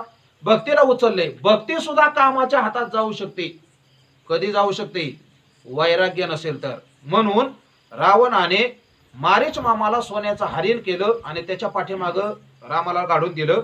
रामाचा आवाज काढून मारीचाने लक्ष्मणाला म्हणजे वैराग्याला भक्तीतून काढून घेतलं बाजूला. सीतेपाशी वैराग्य होतं ना लक्ष्मणजी. सीता मातेपाशी असलेलं वैराग्य अगोदर बाजूला गेलं. वैराग्य गेलं की काम येतो. लगेच रावण आला. लक्ष्मणजी निघून गेले आणि रावण आला. रावण म्हणजे काम आहे आणि मग कामाच्या ताब्यामध्ये भक्ती गेली. कधी गेली? वैराग्य नसल्यामुळे गेली. पण हे कधी झालं? थोडं अजून पाठीमागे चला. त्याच उदाहरणामध्ये सीतेच्या जवळ प्रभू रामचंद्र आहेत. आत्मस्वरूप सीतेच्या जवळ आहे. पण सीतेने काय केलं? आत्मस्वरूपाला पाहायचं सोडून सोन्याच्या हरणाकडे पाहिलं. सोन्याच्या हरणाकडे पाहिल्याचा परिणाम असा झाला, अंतःकरणामध्ये अर्थात प्रभू रामचंद्र तिच्या जवळच आहे, आत्मस्वरूप आहे, तैसा हृदयामध्ये रामू. अंतःकरणातली स्वरूपावरची दृष्टी हटली आणि विषयावर गेली. विषयाकडे गेल्यानंतर परिणाम असा झाला, आत्मस्वरूपही लांब गेलं, त्याला टिकवणारं वैराग्यही लांब गेलं आणि तिच्यावर ताबा कोणी घेतला? कामाने ताबा घेतला. म्हणून हरिपाठ कीर्ती मुखे जर गाय याचं तात्पर्य आहे, अंतःकरणामध्ये सतत जर आपण नामस्मरण करत राहिलो, सतत देवाच्या कथा ऐकत राहिलो, सतत स्वरूपाचं चिंतन करत राहिलो तर अंतःकरणामध्ये काम, क्रोध आणि लोभ हे विकार येत नाहीत. मी कशा करता सांगतोय? काम, क्रोध, लोभ हे विकार सूक्ष्म देहाला अपवित्र करतात. आणि कारण देहाचं अपवित्रता म्हणजेच आत्मस्वरूपाचा अज्ञान ही कारण देहाची अपवित्रता आहे. तर ज्ञानोबा इथं असं सांगतात, हरिपाठ कीर्ती मुखे जरी गाय पवित्रची होय देह त्याचा. देह पवित्र होऊ शकतो का? देह पवित्र अहो मला वाटते देह जर जाळला मेलेल्या माणसाचा म्हणजे ठेवत नाहीत, 7-8 तासाच्या वर जास्त ठेवत नाहीत. लवकर उचला म्हणतात, घाण यायला लागली, लवकर उचला. आपला देह कितीही आपण चांगला ठेवायचा प्रयत्न करा, त्याची घाणच येते. अपवित्र देहचा अपवित्र आहे मुळात. का अपवित्र आहे? कारण असे उपादान कारणच याचा अपवित्र आहे ना. विटाळापासून तयार झालेले, रक्त रेतापासून तयार झालेले. मग ऐका, जशा प्रकारच्या मातीचं मडकं बनवलं असेल त्या मडक्यामध्ये तर सगळी मातीच असते ना. म्हणजे मातीपासून मडकं बनले म्हणजे मडक्यामध्ये सगळी मातीच आहे, बरोबर. कापसापासून कापड बनलेले, तंतूपासून, म्हणजे कापडामध्ये कापूस सोडून कापड राहील का? कापूस सोडून उपादान कारण त्यालाच म्हणतात की ज्याचा कार्यामध्ये प्रवेश असतो आणि ज्याच्याशिवाय कार्य राहू शकत नाही त्याला उपादान कारण म्हणतात. वस्त्राचं उपादान कारण तंतू आहे, तंतूला सोडून वस्त्र राहू शकत नाही. घटाचं उपादान कारण मृत्तिका आहे, मृत्तिकेला सोडून घट राहू शकत नाही. गमत आहे का तुम्ही? तसं देहाचं उपादान कारण म्हणजे मातीला सोडून घट राहू शकत नाही कारण मातीपासून घट बनलेला आहे. तंतूला सोडून वस्त्र राहू शकत नाही कारण तंतूपासून वस्त्र बनलेले. तसं देह अपवित्रतेला सोडून राहू शकत नाही कारण अपवित्र असलेल्या रक्त रेतापासून आपला देह बनलेला आहे. त्याच्यामुळे देह सुद्धा कसा आहे? अपवित्र आहे. गंमत आहे का तुम्ही? म्हणून कितीही आपण पवित्र ठेवायचा प्रयत्न केला, कितीही तोंडाला पावडर फसा, कितीही लिपस्टिक लावा, कितीही अजून काय काय करा, आयब्रो वगैरे काहीतरी करतात, सगळं ते आहे का नाही? आता लय आहे पण ते आपल्याला येत नाही, आपला तो विषय पण नाही. चला, तर सगळं कितीही आपण जपायचा प्रयत्न केला तरी सुद्धा ते गंमतीने कीर्तनकार उदाहरण सांगतात. म्हणजे एक तर ऐका, अपवित्रता आहे, दिसायला बी चांगला नाही. म्हातारपणामध्ये आपले चेहरे कसे असतात माहितीये का? ऍक्सिडेंट झालेल्या ट्रकचे चेहरे आणि आपले चेहरे म्हातारपणातले काही फरक नाही. हो, तुम्ही तरुणपणा मग म्हातारपणात माणसं काय म्हणतात, आता अलीकडे फोटोची व्यवस्था आहे, सगळेच फोटो काढतात. मग फोटोचे अल्बमच असतात, काय तर लॅपटॉपमध्ये सगळे फोटो काय नेटवर टाकून ठेवतात, गुगलमध्ये, इकडे तिकडे हरवाय नको म्हणून. बरं, पुष्कळ व्यवस्था आहेत. आणि म्हातारपणामध्ये मग पोरं बघत नाही, सुना बघत नाही, काय नाही. मग करमणुकीला साधन काय? जुने मित्र बसतात, हे बघ मी कसा दिसत होतो, हे बघ मी कसा दिसत होतो. अरे आता आहे का तसा? का उगाच विनाकारण काळजी घेऊन त्याची? कसं करता सांगतोय, जसा देह आहे तसा म्हातारपणात राहत नाही. एक दुसरी गोष्ट म्हणजे कितीही पवित्र ठेवायचा प्रयत्न केला तरी पवित्र देह राहत नाही. आपला देह जाळला महाराज घाणच येते. पुतनेच्या देहाचं वर्णन आहे. पुतना किती मोठी होती माहितीये का? पुतना होती 6 योजन उंच. हं मला वाटतं 1 योजन म्हणजे 4 किलोमीटर असं काहीतरी गणित आहे. 3.5-4 किलोमीटर म्हणजे 24 किलोमीटर पुतना उंच होती. 24 किलोमीटर म्हणजे इथून कुठं जायचं? पाटस. पाटस जरा जास्त असं वाटते. 28 किलोमीटर पाटस असेल. दौंड आपल्याला 18 आहे ना, तिथून पुढे 10 किलोमीटर आहे वाटतं. पाटस जास्त आहे. हा हा हा राजेगाव मार्गे बिघड. ठीक आहे. हा सरांना माहिती आहे. सरांचा रूटच येतो. ऐका, इतकी पुतना उंच होती आणि रुंद किती होती माहिती का? 18 किलोमीटर रुंद होती इथून दौंड. आता बसलं इतकी रुंद होती बाई. देवाला मारायला आली हो. मारायला आली. आपल्या स्थानामध्ये तिने विष भरलं होतं. किती? 6 क्विंटल. आता एवढी बाय म्हणल्यानंतर विष बसायला काय अडचण? मायावी होती ना ती. मायेने काय करता येतं? 6 क्विंटल विष आपल्या स्थानामध्ये भरून मारायला आलेली पुतना. पण भगवान परमात्म्याच्या शरीराचा स्पर्श झाला आणि भगवान परमात्म्याच्या शरीराचा स्पर्श मला रंगून सांगायचा नाही, तो आपला मूळ मुद्दा नाही. मला फक्त एवढं सांगायचे, देह तिचा तोडला. आता उचलायचं कसं एवढा मोठा देह? तोडला, करवते आणून, कुऱ्हाडे आणून गाड्याच्या गाड्या भरून निघून बाहेर जाळला. जाळल्यानंतर सगळ्या बाजूने आसमंतामध्ये सुगंध सुटला होता. आपल्या देहाचा सुटतो काय सुगंध? अहो घाण येते आपल्या देहाची. पुतनेच्या देहाचा सुगंध सुटला होता, कारण पुतनेच्या देहाला भगवान परमात्म्याचा स्पर्श झाला होता. ज्याच्या जीवनाला परमात्म्याचा स्पर्श होतो ना, त्याच्या जीवनाचा सुगंध सुटतो. याचा एक दुसरा वेगळा अर्थ घ्या. सुगंध सुटतो म्हणजे काय? अहो चांगला वास आला की माणसं आपोआप त्याच्याकडे आकर्षित होतात.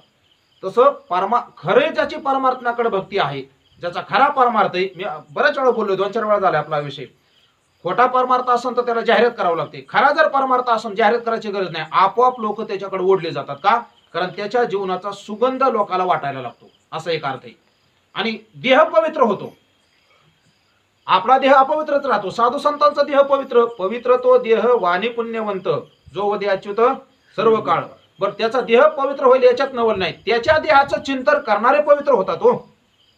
तयाच्या चिंतने तरतील दोषी, जळतील राशी पातकांच्या. तुकोबराय सांगतात त्याचं चिंतन केलं तरी सुद्धा काय होतं? तुकोबरायांच्या चरित्रात कथा आहे.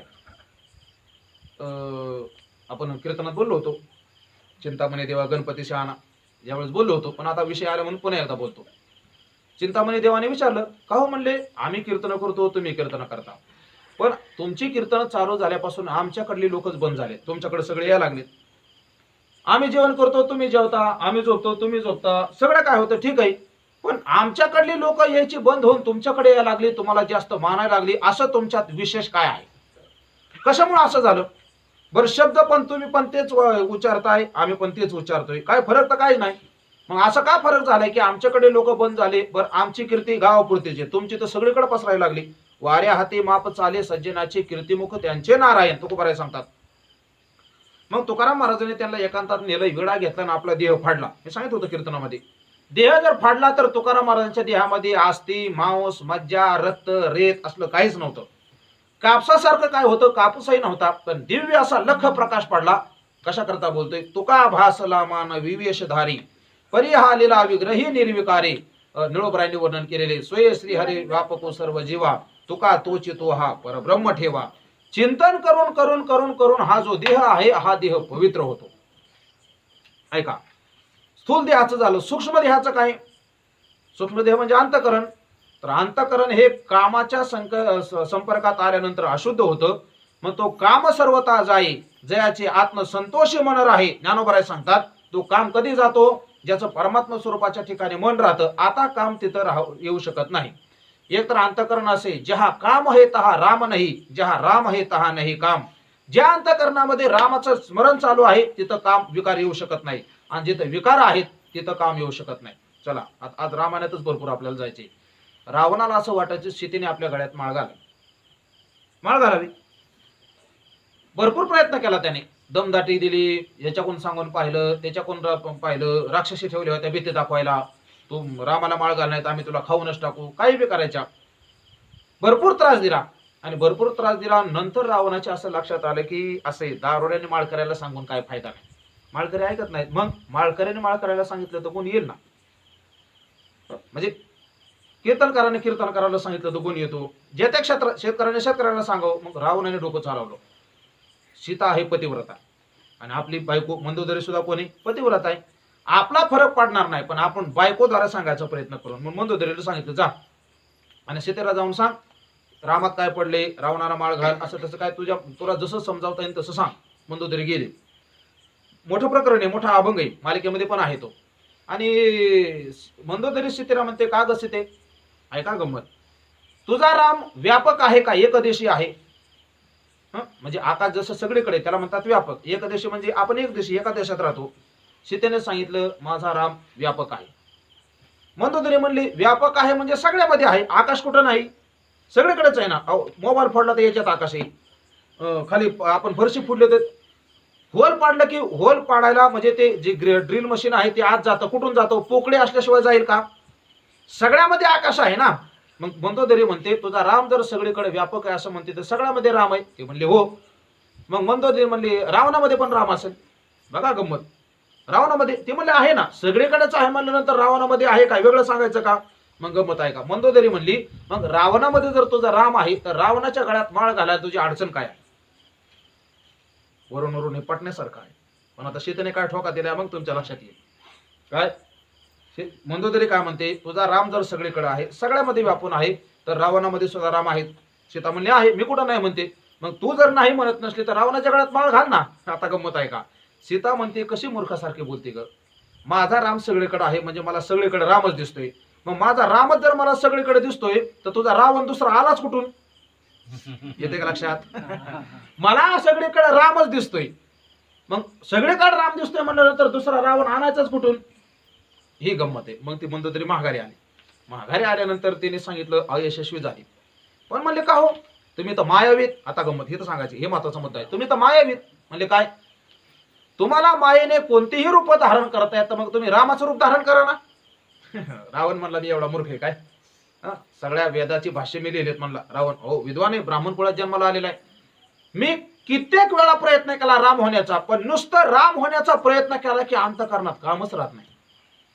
काय नुसता विचार जरी केला मी राम होण्याचा तरी अंतःकरणात कामच राहत नाही. आणि कामच नाही राहिलं तर सीतेचा काय उपयोग आहे? मग उपयोग कधी आहे? अंतःकरणात विकार असावं तर सीतेचा उपयोग आहे ना. कशा करता बोलतोय मी?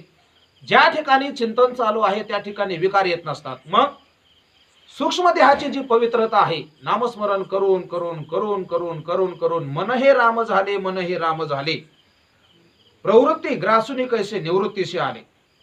ऐका, हा स्मरणाचा काय अहो, जसं स्मरण कसं करावं तसे अंतःकरण होतं. ते आमचे गुरुजी एक उदाहरण सांगायचे.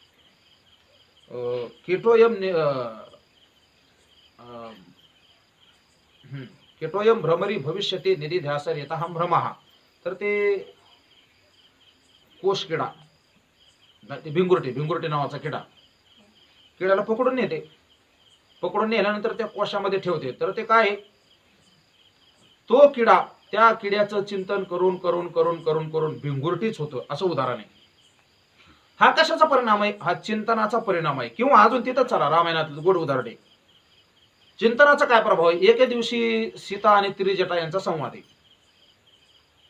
सीता त्रिजटेला म्हणू लागली मला भीती वाटायला लागली. त्रिजटा म्हणले कशाची भीती वाटते? नाही मला भीती अशी वाटायला लागली, म्हणले मी सतत रामाचं चिंतन करते. मग रामाचं चिंतन करून करून करून मी जर राम झाले तर मग आमचं संसारातलं जे सुख आहे, दाम्पत्य सुख जे आहे ते आम्हाला मिळणार नाही. त्रिजटा हसली आणि हसल्यानंतर ते म्हणले सीते काळजी करायचं कारण नाही, तू रामाचं चिंतन करून करून जर राम झाली तर राम तिकडे तुझं चिंतन करते ते सीता होतील. ती सीता झाले म्हणजे राम सीतेची जोडी जागेवरच आहे, तुमचे संसार काही होणार नाही. कशा करता सांगतोय? चिंतनामध्ये एवढी ताकद आहे. ज्याचे जया ध्यान तेची होय त्याचे मन, गाथ्यात अभंग आहे तुकोबारायांचा. म्हणून माणसाने वाईट विचार कधी करायचा नाही हो, किंवा हलक्या दर्जाचे विचार करायचा नाही. मला वाटतंय अमेरिकेचे राष्ट्राध्यक्ष काय होऊन गेले त्यांचं एक चरित्र सांगितलं जातं. जॉर्ज वॉशिंग्टन शाळेमध्ये घंटा द्यायला कामाला होते. आम्ही सप्त्याला फिरायचो, ते शाळेत आमचे मुक्काम असायचे ना. शाळेत मग काय शाळेची पुस्तकं बारकाल्या पोरांची घेऊन वाचायचे, त्यात वाचलेली गोष्ट आहे. तो जॉर्ज वॉशिंग्टन बेल द्यायला शिपाई म्हणून कामाला होता, पण तो विचार उच्च करायचा. तो घंटा देताना काय म्हणायचा, घन घन घन घन घन अमेरिकेचा राष्ट्राध्यक्ष जॉर्ज वॉशिंग्टन असं म्हणायचा तो. असं म्हणायचा तो. त्याचा परिणाम असा झाला, तो झाला ना राष्ट्राध्यक्ष. आपल्या मनामध्ये एवढी ताकद आहे, आपण करू ते करण्याची ताकद आपल्यात आहे, पण आपण आपल्यातली ताकद जागी करत नाही. हे मोठी गडबड आहे. मी एक दिवशी बोललो होतो, शिक्षक आपल्याला शिकवतात म्हणजे काय, नवीन आणत नसतात, अंतःकरणातले आपल्याला त्याच्यावरचं अज्ञान घालवतात. उपजतच सगळ्यामध्ये ते असतं. विवेकानंदांचे एक शब्द आहे, विवेकानंद असं म्हणतात, अमृतस्य वै पुत्रः. विवेकानंदांच्या चरित्रात असे ते म्हणले, मला निष्काम ईश्वरावर निष्ठा ठेवणारे 100 पोरं तुम्ही द्या. 100 पोरे जर तुम्ही मला दिली, अशी तरुण पोरं ईश्वरावर निष्ठा असणारी, तर सगळा देश बदलून दाखवतो. का? कारण प्रत्येकाचं आत्मस्वरूप हे स्वतंत्र आहे. हो, निर्भीड मनाने वागणारी माणसं, निर्भीड बोलणारी माणसं, त्यांनी काय मिळवलेलं असतं? अहो, संसारातलं जे मिळवतात त्यांना उलट निर्भीड बोलता येत नाही. नाही बोलता येत. देवराम बाबा जेवढे निर्भीड बोलतात तेवढे तुमच्यातलं कोणी बोलन काय? नाही ना बोलणार. का? तुम्ही बांधून ठेवलेत सगळीकडे ना, थोडे थोडे थोडे थोडे. जे संसाराला चिटकायचा प्रयत्न करतात ना, ते मिंदे होतात, मिंदे. म्हणून अमृत स्वरूप आपला आत्मा आहे महाराज. त्या आत्म्याला जो जाणतो ती माणसाने, तुम्ही बघा, आपल्या शूरवीरांची चरित्र तपासून पहा. सावरकर असतील, टिळक असतील, गांधीजी असतील, सगळे तुम्ही पहा. भगतसिंगाचं चरित्र तर असं सांगतं, फाशीवर देताना त्यांना विचारलं, तुझी शेवटची इच्छा काय? त्यांनी सांगितलं, काय नाही, मला श्रीमद भगवद्गीता आणून द्या. म्हणून मी कीर्तनामध्ये बोलत असतो की माणसाने सप्त्याला आलेल्या महाराज लोकांना फुकट खाऊ घालायचं नाही. त्यांना पोरांना आमच्या गीता शिकवा असं म्हणायचं. गीता हा ग्रंथ असा आहे, माणसाला तो निर्भीड बनवतो. गीता हा ग्रंथ असा आहे की तो माणसाला कर्मात चुका होऊ देत नाही. गीता हा ग्रंथ असा आहे की तो त्याचं जीवन अतिशय महान व्यापक बनवतो. ही ताकद अध्यात्माची आहे. हे कशा करता सांगतोय? विवेकानंद सांगायचे, अमृतस्य वै पुत्र आहात, तुम्ही अमृताचे पुत्र आहात. पण आपली अवस्था कशी झाली? ते सिंहाचं पिलू सापडलं मेंढपाळाला, तुम्हाला माहिती आहे का ताई? आणि मग ते लहानच असताना ते पिलू ते मेंढरात राहायचं. त्याला माहितच नव्हतं आपण सिंह काय. ते मेंढरासारखं राहायचं, तर मेंढरासारखंच वरडायचं, मेंढरासारखंच गवत खायचं. त्या मालकाने काय हाका मारले की ते लगेच मेंढरा बरोबर पळायचं. आणि एक दिवशी चरत असताना ओरिजिनल सिंह 2-3 आले. आणि आल्यानंतर पाहिलं, म्हणलं आपला जात बहीण ह्यांच्यात कसं काय गेलाय? हिने तर आपल्याच भावकीत राहिलं पाहिजे, दुसऱ्या भावकीत कसं काय घुसलाय? त्याच्या मागं पळायला लागलं. ते हे ब्या ब्या ब्या ब्या करत मेंढरा मागं पळायला लागलं. आता कितीही केलं तर सिंहाचा वेग जास्तच असतो ना. आता ते मेंढरा बरंच पळत होतं, त्याच्यामुळे त्याने काय वेग घेतला नव्हता, पण ह्याने त्याला गाठलं. आणि म्हणले, का रे, कुठं चालला? कुठं चाललं? नो नो, तुम्ही आम्हाला खाताल, मला यांच्याबरोबर जायचंय. मग ते म्हणले, अरे मूर्खा, तू आमच्यातलाच आहे, त्यांच्यात कसं काय गेलाय? म्हणला, नाही नाही, मी तुमच्यातला कसं काय?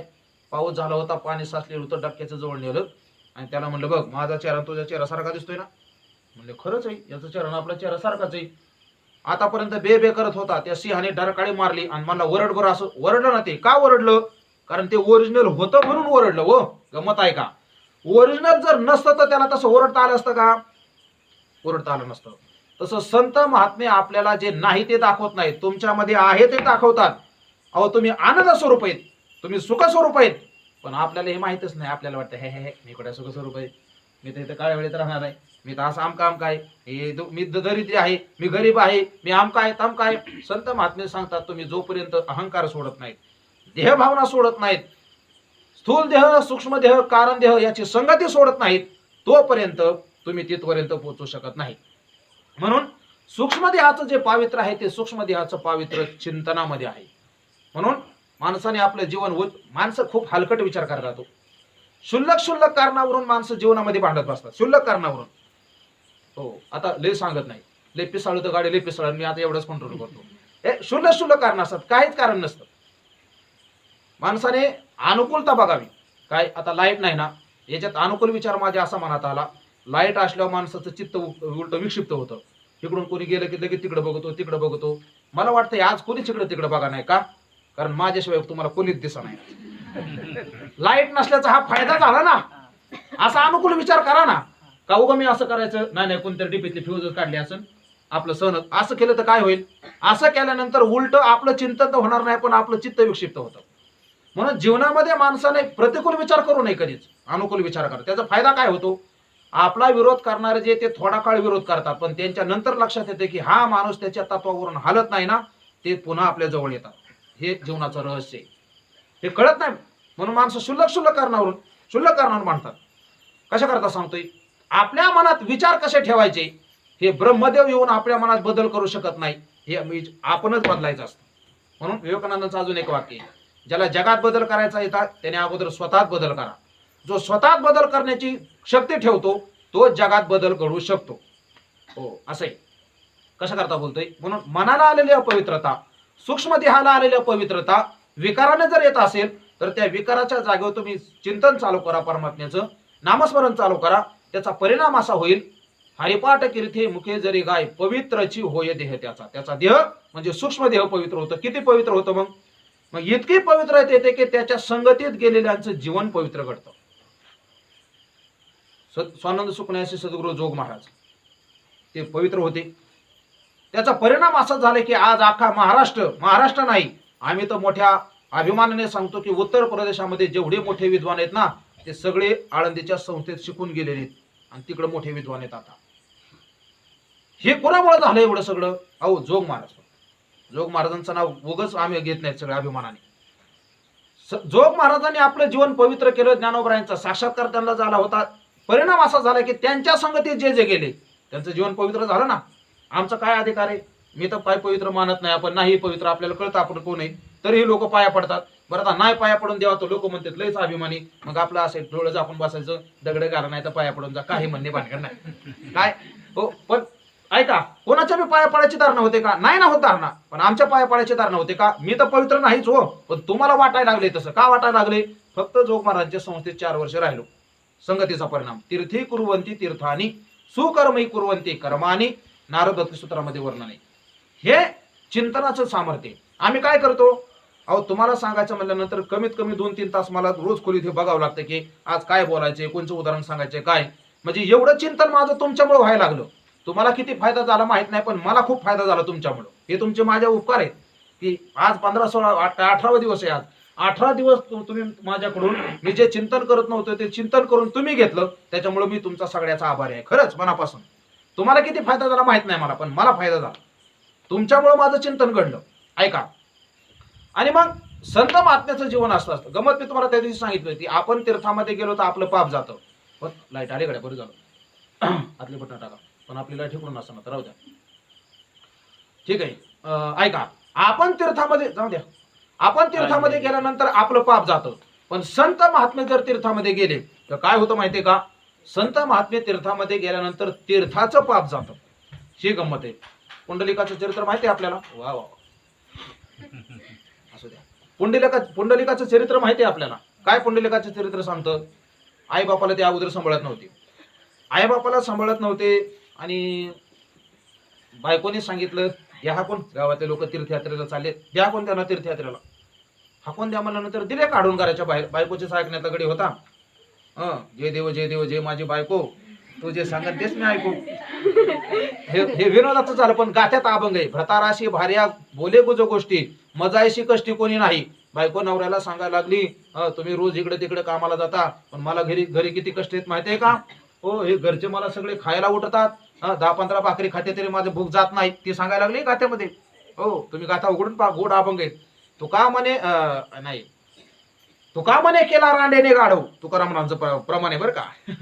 हो, खतरनाक तुकाराम महाराजांचं बोलणं असं मागं पुढं नसतं काय. तुका म्हणे केला रांडेने गाढव आणि मानासवे धाव घेतलीच आहे. तुकोबाराय सांगतात, बायकोचं सांगितल्याप्रमाणे ऐकायला लागला ना, गाढव झाला म्हणले. आणि मग बायकोच्या मागं आणि मग दिला हाकून आई बापाला पुंडलिकाने. गेल्यानंतर ह्या बायला आता घरी आई वडील होते तरी थोडंफार हातभार लावायचे कामाला, काय अमकं कर तमकं कर. आता लोड हिच्यावरच पडायला लागला. ते म्हणली बाया मला बी असं वाटायला लागले आपण बी जावं तीर्थयात्रेला. बायको गेला, पण ते म्हणले मला चाला यायचं नाही. मग खांद्यावर घ्या, बायकोला खांद्यावर, आणि आई बापाला दिलं पाय आपण. कुकुट स्वामीच्या आश्रमापर्यंत आले. आल्याच्या नंतर रात्र झाली होती. तिथं निवाराला थांबल्यानंतर रात्री त्यांनी असं पाहिलं की 11-12 वाजता रात्री 3 बायगा काळ्या कभिन्न झालेल्या सगळ्या आल्या. आल्यानंतर थोडी काही सेवा केली, आश्रम झाडायचं, काय सडा टाकायचा, रात्रीचे रांगोळ्या काढायचं, सगळं काय ते केलं. आणि पहाटेच्या वेळेस जाताना ह्याने पाहिलं तर त्या बाया दिव्य असं झालेल्या होत्या. पुंडलिकाला प्रश्न पडला, म्हणले रात्री आलेल्या बहुतेक वेगळ्या असत्या, हे सकाळच्या दुसऱ्या असत्या. दुसऱ्या दिवशी तो तिथं थांबला. त्याने पाहिलं ते आल्यानंतर दुसऱ्या दिवशी जाताना पाहिलं तर म्हणजे चेहरे ते रात्रीच बायासारखं दिसतं ते. आणि मग बायांना आडवा गेला. म्हणजे तुम्ही कोण आहेत? ते म्हणले हे बाजूला हो, आमच्या जवळ येऊ का, आम्हाला शिवायचं नाही. म्हणजे का? तू पापी म्हणले. तुमच्यासारखे पापी आमच्या स्नान करतात, आम्ही काय बाया नाहीत म्हणले. गंगा यमुना आणि सरस्वती नद्या आहेत आम्ही. तुमच्यासारखे आई वडिलाला न सांभाळणारे, मोठ्यांचं मान मर्यादा न ठेवणारे, देवाला न मारणारे, नाही नाही न मानणारे, वाईट नाही नाही ती कर्म करणारी माणसं आमच्यात येऊन स्नान करतात. त्याच्यामुळे तुमचं पाप आमच्यात येतं. ते पाप घालवण्याकरता तीर्थे त्रया ठाया येते पुनीत व्हावया, पर्व काळ पाया तळी वसे वैष्णवा. एवढं सामर्थ्य येतं. कशामुळं? हे चिंतनाचं सामर्थ्य आहे. ज्ञानोबाला सांगतात, हरिपाठ कीर्ती मुखे जरी गाय, पवित्रचे होय देह त्याचा. चला, तपाचे सामर्थ्य. तपिन्नाला अमुप चिरंजीवी कल्प खुंटी नांदे. ज्ञानोबा सांगतात तपाचे सामर्थ्य. तपाचे सामर्थ्य, तपिन्नाला अमुप म्हणजे काय? तर चिंतन करणं हे तप आहे. तप आहे. ऐका, आपण घरामध्ये बसल्यानंतर एवढा वेळ मांडी घालून बसत नाही बसत. तिकडे तरी पाय हलवून तिकडे, पण हिथं आल्यानंतर कमी कमी लाजकाज तरी, आता गुडघे दुखणाराचा विषय सोडून द्या, पण काय काय माणसं तर बैठकीला खूप भारी असतात, अजिबात मांडी हलवत नाही. कथा ऐकत असताना ऐका, योगामध्ये सगळ्यात मोठं साधन सांगितलंय, तुमची आसन सिद्धी झाली पाहिजे. आसन सिद्धी म्हणजे तुम्ही कुठलं बी एक आसन पकडा, पण 12 तास तुम्हाला ते आसन न हलवता बसता आलं पाहिजे. मग तिथून पुढे तुमची योगाची साधना चालू आहे. मग यम नियम प्राणायाम ते पुढचं सगळं तुम्ही नंतर करायचे. अगोदर आसन सिद्धी सांगितलेली. आसन सिद्धी झाल्याने काय होतं? आसन सिद्धीचा परिणाम हा आहे, आपलं मन स्थिर व्हायला मदत होते. पण अभ्यास करणाऱ्या पोरांनी बी ध्यानात ठेवायचं, एकाच आसनात कुठेही तुम्ही कसंही बसा, पालतं बसायचं सवय लावा, म्हणजे पाय पालतं टाकून बसा, मांडी घालून बसा, पद्मासनात बसा, अर्ध पद्मासनात, कसंही बसा, पण मांडी गत घातली ना, ती मांडी तुमची जर बराच वेळ टिकली तर तुमचं मन एकाग्र व्हायला खूप मदत होते. हे सगळ्यात महत्वाचं आहे. मग आता नामस्मरण करायचं म्हणल्यानंतर खरं तर देहापेक्षा सुद्धा मानसिक नामचिंतनाला महत्व आहे. पण सुरुवातीला मानसिक नामापर्यंत जाण्याकरता देहाने नामस्मरण होणं गरजेचं आहे. म्हणून देह शांत राहायला पाहिजे. एक तप आहे. म्हणून आपली एक तपाची व्याख्या होऊन गेली होती की स्वरूपाच्या प्रसारा लागी प्राणेंद्रिय शरीरा आटणे करणे जे विरातेची तप. ज्ञानोबराय सांगतात, परमात्म्याच्या स्वरूपाची प्राप्ती करण्याकरता देहाची आटणी करणं हे तप आहे. आटणी करणं म्हणजे उपवास करणं, वाऱ्या करणं, हे सगळं त्याच्यात आलं. नामस्मरण करणं हे सगळ्यात मोठं तप आहे. आणि मग असं जर तप झालं, तपाचे सामर्थ्य, या तपाचं काय सामर्थ्य आहे? तपिन्नला अमुप. अमुप म्हणजे अनंत प्रकारचं त्याने तप केलं असा त्याचा अर्थ होतो. कोटी कोटी यज्ञ, आपलं मागं प्रमाण येऊन गेलं, कोटी कोटी यज्ञ नित्य ज्याचा नेम एक हरिनाम जपता घडे. एकदा हरिनाम म्हणलं की कोटी यज्ञ केल्याचं पुण्य त्याला प्राप्त होतं. हे नामस्मरणाचं महत्व आहे. तपिन्नला अमुप, त्याने कितीतरी काय योग याग तपे केली तयाने अमुपे, तुकोबारांचं प्रमाण आहे. काय नोहे केले एका चिंतिता विठ्ठले, सर्व साधनाचे सार भव सिंधू उतरी पार, योग याग तपे केले तयाने अमुपे, तुका म्हणे जपा मंत्र त्रिअक्षरे सोपा. तुकोबाराय सांगतात, अनंत योग याग केल्याचं पुण्य नामस्मरणामध्ये आहे. चिरंजीवी कल्प, आणि काय प्राप्त होते? आणि चिरंजीवी कल्प वैकुंठी नांदे. चिरंजीव शब्दाचा अर्थ काय आहे? चिरंजीव त्याला म्हणतात जो मरत नाही. 5-7 चिरंजीव सांगितलेले आहेत, पण ते चिरंजीव नाही. इथल्या चिरंजीव शब्दाचा अर्थ तो चिरंजीव वेगळा. अश्वत्थामा बलिर्व्यासो हनुमांश विभीषण कृप परशुरामश सप्तैते चिरंजीविना. 7 चिरंजीव सांगितले. अश्वत्थामा चिरंजीव आहे, अजूनही आहे. नर्मदेच्या काठाने प्रदर्शना करताना काही काहीला तो दर्शन देतो. आम्ही त्या डोंगराकडे गेलो नाही, आम्हाला माहितच नव्हतं. आम्हाला दुसऱ्या दिवशी कळलं की तुमचं ते मागच जागा सुटून गेली म्हणून. तर अश्वत्थामा अजूनही भेटतो. त्याच्या डोक्यावरला मणी देवाने काढून घेतला ना, दिव्य मणी, तर त्याची आग होती. तो आलेल्या लोकांना तेल मागतो. अजूनही नर्मदेच्या काठावर आहे तो. अजून अनेकांना त्याचं दर्शन होतं. तो चिरंजीव आहे. अश्वत्थामा बलिराजा चिरंजीव आहे. अश्वत्थामा बलिर व्यासो, व्यास नारायण चिरंजीव आहे. अश्वत्थामा बलिर व्यासो कृपाचार्य परशुरामश सप्तैते चिरंजीविना, हे चिरंजीवी आहे. अश्वत्थामा बली, हनुमंतराय राहिले. अश्वत्थामा बलिर व्यासो हनुमांश हनुमंतराय चिरंजीवी आहेत. विभीषण चिरंजीवी आहे. हनुमांश विभीषण कृपा परशुरामश सप्तैते चिरंजीव. अजून पुढचा एक श्लोक आहे, त्याच्यात मार्कंडे एक चिरंजीव. 8 चिरंजीव आहेत, 7च नाही. मार्कंडे ऋषी एक चिरंजीव आहे. हे जरी चिरंजीव असले तरी हे कायमचे चिरंजीव नाहीत हो. जोपर्यंत प्रलय होत नाही तोपर्यंत हे जगतात. प्रलय झाल्यानंतर हे सुद्धा मरतात. इथल्या चिरंजीव शब्दाचा अर्थ काय? इथल्या चिरंजीव शब्दाचा अर्थ आहे परमात्मा स्वरूपाला प्राप्त होतात, ज्या स्वरूपाला प्राप्त झाल्यानंतर पुन्हा जन्म मरणाचा संबंध नाही, असे चिरंजीवता प्राप्त होते. यांना पुन्हा जन्माला यावं लागतं. प्रत्येक कल्पाचे काय अश्वत्थामा हे सगळे वेगवेगळे असतात, वेगवेगळे असतात. म्हणजे कसं आहे, पंचवार्षिकला निवडणुका असतात. मागच्या पंचवार्षिकला ज्या मंत्र्याकडे जी खाती असतात, पुढच्या पंचवार्षिकला त्याच मंत्र्याकडे तीच खाती असतात, असं काही नसतं. क्वचित एखादा असतो काही 2-4 पंचवार्षिक त्याच्याकडे लोकांचा विश्वास असेल तर ते टिकून राहतात खाती, पण असं काही नसते. तसं या प्रत्येक युगामध्ये युगाचा खेळ असाच आहे. प्रत्येक युगामधला इंद्र वेगळा आहे, प्रत्येक युगातला ब्रह्मदेव वेगळा आहे, सगळं काय वेगळं आहे. युगातलं म्हणजे महायुग, कल्पातला घ्यायचं. कल्प कशाला म्हणतात? कलियुग, कृतत्रेता, द्वापार आणि कली. नाही, कलियुग जे आहे त्या कलियुगामध्ये कलियुगाचं आयुष्य सांगितले 4,32,000 वर्ष. कलियुगाचं आयुष्य किती? 4,32,000 वर्षे. आता 5,500 वर्ष झालेत कलियुगाला फक्त. बघा मग 4,32,000 वर्ष कुठं, 5,500 वर्ष कुठं? मी तर सांगत असतो की कलियुग अजून पाळण्यातच आहे. 5,500 वर्ष म्हणजे किती? पाळण्यातच आहे ना. पाळण्यातही नुसतं हातपाय हलवायला लागले, हातपाय हलवायला लागले ते इतकं बेकार बेकार काढायला लागले. कलियुग उभं राहिलं किती बेकार होईल. तुम्ही नाथांचे अभंग पहा, ऐका कलेचे महिमान, असत्यासी हृदयजन, पापा देते अनुमोदन, करती हेळण संतांचे. खूप वर्णने विचित्र. 5 वर्षाची बाळा भ्रतार मागेल, 6 वर्षाची नारी गरोदर राहील. नाथ महाराज सांगतात 5 वर्षाची पोरगी म्हणेल मला लग्न करायचे. इतकं तर बेकार अजून नाही झालं, पण होण्याची शक्यता आहे. कलियुगच आहे. 5,500 वर्ष म्हणजे कलियुग अजून लहान आहे.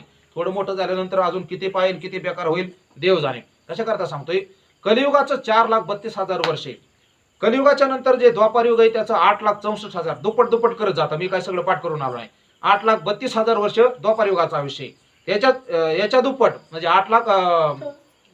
16,64,000 त्रेतायुगाचा आहे आणि त्याच्या पुढे गेल्यानंतर मग सत्ययुगाचा आहे. तर असं हे 4 युग ज्यावेळेस होतात त्याला एक महायुग म्हणतात, याला एक महायुग म्हणतात. आणि अशी 1000 महायुग गेल्यानंतर एक कल्प होतो. मग असे 1000 ज्ञानोबा इथं सांगतात चिरंजीवी कल्प म्हणजे कल्पवरी आयुष्य जे आलंय ना, एवढं कल्प आयुष्य त्याला मिळणार आहे. कोणाला? नामस्मरण करणाराला. चिरंजीवी कल्प. आणि कुठं राहणार? राहायला जागा कुठं म्हणली? झोपडपट्टीत का? नाही, वैकुंठी नांदे. वैकुंठ शब्दाचे 2-4 अर्थ आहेत. त्या दिवशी विष्णू सहस्रनाम प्रवचन केलं, माऊली मंदिराच्या पेजवर करायचं होतं म्हणून त्याच्यात वैकुंठ नाव आलं नेमकं माझ्या वाट्याला. तर त्याच्यामध्ये वैकुंठ नामाचं चिंतन असं केलेलं आहे. विकुंठ हा गतीही म्हणजे सगळ्याच्या गतीला जो रोधून ठेवतो त्याला म्हणतात वैकुंठ. सृष्टी निर्माण करताना एक दिवशी आपलं चिंतन झालंय प्रवचनामध्ये. पृथ्वी, आप, तेज, वायू ही भूत परस्पर विरोधी आहेत, एकमेकाला खायला उठलेले आहेत.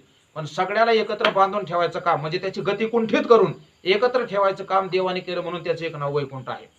वैकुंठ शब्दाचा दुसरा अर्थ आहे भगवान परमात्म्याचं स्वरूप. भगवान परमात्म्याच्या स्वरूपाला प्राप्त झाले की कुठलीच गती शिल्लक राहत नाही. तो का म्हणे येणे जाणे नाही आता. नस पुनरावर्तेते स एकत्वम अनुपश्यतः. श्रुती माता बोलते. आता त्याला पुन्हा जन्म मरण नाही. म्हणजे तिथं गेलं की गती कुंठित होते. विश्रांती पावलो किंवा आता निश्चिंतीने पावलो विसावा, कुंटलिया धावा. इथेच थांबा, पुढे जाऊच नका. कुंटलिया धावा. संसाराच्या क्षेत्रात धावा थांबत नाही. तो कितीही वाढवा संसार वाढवाच वाटतो, कमी वाटतो नाही ना. परमात्मा स्वरूपाची अवस्था ती आहे की तिथं गेले की आता पुन्हा काही करणे नाही. काम नाही झालो पाही रिकामा, तुकोबाराय सांगतात. चला, वैकुंठ शब्द. वैकुंठ शब्दाचा तिसरा अर्थ आहे वैकुंठ हे देवाचं नाव आहे. विष्णू सहस्रनामामध्ये आलेले वैकुंठ पुरुष प्राण प्राणाद प्रणव पृथु असं वर्णन आहे विष्णू पुराणामध्ये, आपलं विष्णू सहस्रनामामध्ये. आणि वैकुंठ शब्दाचा एक अर्थ आपला झालाय ज्ञानदेवा ध्यानी रामकृष्ण मनी वैकुंठ भुवनी. वैकुंठ हा देवाचा राहण्याचा लोक आहे. तर या भक्ताला कुठं राहायला मिळतं? वैकुंठामध्ये राहायला मिळतं. तिथलं काय विशेष आहे? वैकुंठामधले सगळे विष्णूच्या सारखेच आहेत. हे पण चिंतन आपलं झाले. विष्णूला 4 हात आहेत, सगळ्या भक्तांना 4 हात आहेत. विष्णूच्या हातात जे काही आयुध आहेत ती सगळी आयांच्या आहेत. विष्णूने जे कपडे घातलेत तसेच सगळे कपडे आहेत. फक्त फरक काय आहे? वत्सलांचन चिन्ह आणि भृगु ऋषीने मारलेली रात त्यालाच म्हणतात वत्सलांचन चिन्ह, आणि वैजयंती माळ, एवढ्या 2च गोष्टी नाहीत. वैजयंती माळ गळा श्री वत्सलांचन विष्णुदास नामाईने दाविले कोण लाजले गे माई, त्याच्यातलं शेवट. चला, मग अशा वैकुंठामध्ये या भक्तांना राहायला मिळतं. म्हणजे विष्णू स्वरूप होऊन या भक्तांना राहायला येतं. याला सलोकता मुक्ती म्हणतात. सलोकता मुक्ती ही भगवान परमात्म्याच्या लोकांमध्ये राहायला मिळणं ही कशाने प्राप्त होते? नामाने प्राप्त होते. चला पुढे सांगतात त्यालाच प्राप्त होते का? अहो म्हणले काय फायदा आहे त्याचा? तो मोठा झाला. मोठं कोणाला म्हणतात? जो सगळ्याला घेऊन मोठा होतो तो खरा मोठा असतो. जो स्वतः पुरताच मोठा होतो त्याला लोक मोठा म्हणतात काय? एखादा समजा साहेब असेल, कोणी काय महाराज असेल, तो त्याच्या पुरताच वागत असेल तर त्याला लोक हुंगून बी विचारत नाहीत. पण तेच जर लोक करता का आमच्या गावातले हे साहेब सगळ्याला मदत करतात असं होतं ना, तसं विचारलं ज्ञानोबाईला का म्हणले तो वैकुंठात जाऊन राहील त्याचा आम्हाला फायदा काय? ज्ञानोबाई म्हणतात तुम्हाला फायदा काय? मातृ पितृ भ्राता सगोत्र अपार चतुर्भुज नर कोणी ठेले. मातृ, मातृ शब्द संस्कृत आहे. मातृ म्हणजे माता आई, पितृ म्हणजे पिता, भ्रातृ भातृ नाही बरं का, हरिपाठात भातृ म्हणतात. हरिपाठ म्हणणारी मातृ पितृ भाता काय बी म्हणतात. भातृ नाही, भ्रातृ शब्द आहे. भ्रातृ भ्राता, भ्राता म्हणजे भाऊ. अहो म्हणले तुम्ही तर सांगून सांगून काय सांगितलं? आई वडील आणि भाऊ, म्हणजे त्याच्याच घराला फायदा झाला, शेजाऱ्याला काय आहे का नाही? ते म्हणले सगोत्र अपार. सगोत्र म्हणजे त्याच्या गोत्रात असणारे सगळे. आता ह्याच्यात सगळे येऊन गेले त्याच्या गोत्रात, म्हणजे मग कोण आलं पार? आता पाहुणे रावळे सगळे लावून घ्या तुम्ही. ह्याची बहीण इकडे दिली, त्याचा भाऊ इकडं, ह्याची सुरेख इकडं, ह्याची सुरेख इकडं, असं जर विचार केला तर बहुतेक सगळे पाहुणे रावळेच आहेत. काय सगळे एकाच गोत्रात आहेत ना. त्याच्यामुळं सगोत्र, सगोत्र म्हणजे अहो त्याच्या गोत्रामध्ये असणारे सगळेच काय होतात? अपार. अपार शब्द वापरलाय म्हणजे काय? इथलेच का नाही ना, आपले पाहुणे कुठे आहेत? आता जिथे जिथे ज्याचे ज्याचे पाहुणे त्यांनी सगळी यादी कारण तुमच्या जवळ ठेवा, मला नका सांगू. सगोत्र अपार चतुर्भुज नर हो निठेले. सगळ्याला काय होतं? 4 हात प्राप्त होतात, म्हणजे विष्णूचं स्वरूप प्राप्त होतं. विष्णूचं स्वरूप प्राप्त होतं म्हणजेच त्या लोकांमध्ये काय होतं? त्यांना राहायला मिळतं. ज्ञानोबराय सांगतात ज्ञान गुड गम्य ज्ञान देवाला धले निवृत्तीने दिले माझ्या हाती. ज्ञानोबराय सांगतात ज्ञान गुड गम्य. ज्ञान शब्दाचा अर्थ इथं आत्मज्ञान वेदांताच्या दृष्टीने घ्यायचं नाही. ज्ञान शब्दाचा अर्थ घ्यायचं की नामाची जी ताकद आहे त्या नामाच्या ताकदीचं ज्ञान नामाने जे प्राप्त होतं, नामाचे जे सामर्थ्य आहे त्या नामाच्या सामर्थ्याचं ज्ञान मला काय झालं? ज्ञानदेवा लादले. लादले म्हणजे प्राप्त झालं. पण कोणामुळे प्राप्त झालं? निवृत्तीने दिले माझ्या हाती. माझे सद्गुरू असणारे काय ज्ञानोबरायांचं भाग्य असून घरातच गुरु मिळाले. गुरु शोधायला त्यांना कुठं जावंच लागलं नाही. मोठे बंधू हेच ज्ञानोबरायांचे गुरु. निवृत्तीने दिलेले माझ्या हाती. हे गुरुशिवाय कळत नाही. गुरुविन कोण बतावे बाट बडा बिकट यमघाट असं वर्णन आहे. गुरुशिवाय आपल्याला संसारातून आम्ही तर विकल्पाने सांगत असतो काय काय वाट लावणारे असतात आणि काय काय वाट धावणारे असतात. संसारामध्ये बहुतेक वाट लावणारे जास्त भेटतात. अरे खा तंबाखूचा एवढा एवढा काय होत नाही खा. तो मला विचारलं एक जण तंबाखू खात होता, म्हणजे का तंबाखू खात असतो रे? तो म्हणला हे बघ घरी लई टेन्शन आलं ना, ऑफिसमध्ये जर टेन्शन आलं ना, एक तंबाखूचा हिडा तोंडात टाकले की सगळं टेन्शन पसा. त्याला बी वाटतं खरंच असं, आणि मग खायला सुरुवात करतो ना.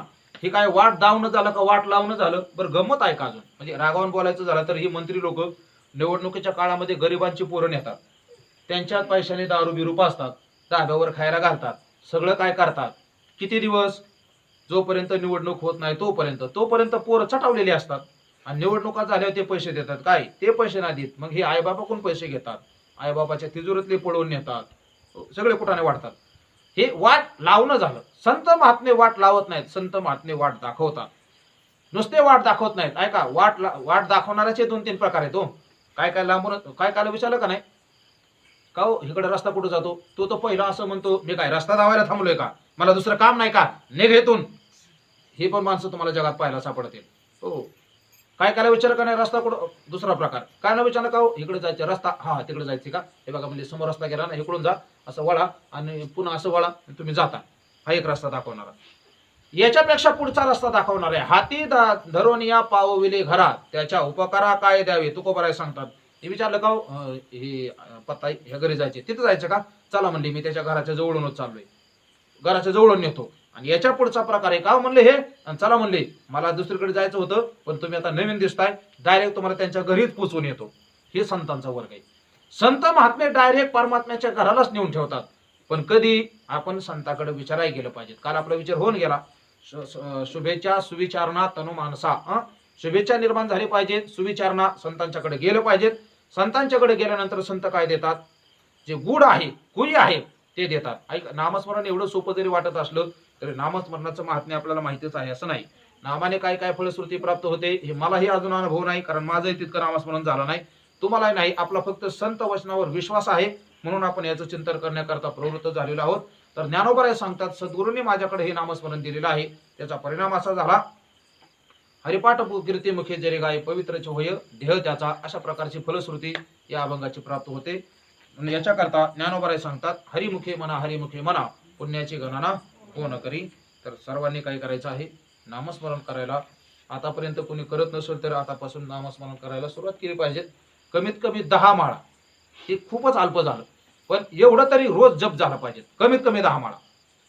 नंतर गोडी निर्माण झाल्यानंतर अशी एक वेळ येते की आपल्याला नामस्मरण केल्याशिवाय चैनच पडत नाही, पण ती अवस्था खूप उच्च आहे. त्या पदाला खरं तर तेवढी तीव्र जिज्ञासा निर्माण झालीच पाहिजे, पण ती आपली ज्याचं जसं कर्म आहे त्याच्यावर अवलंबून आहे.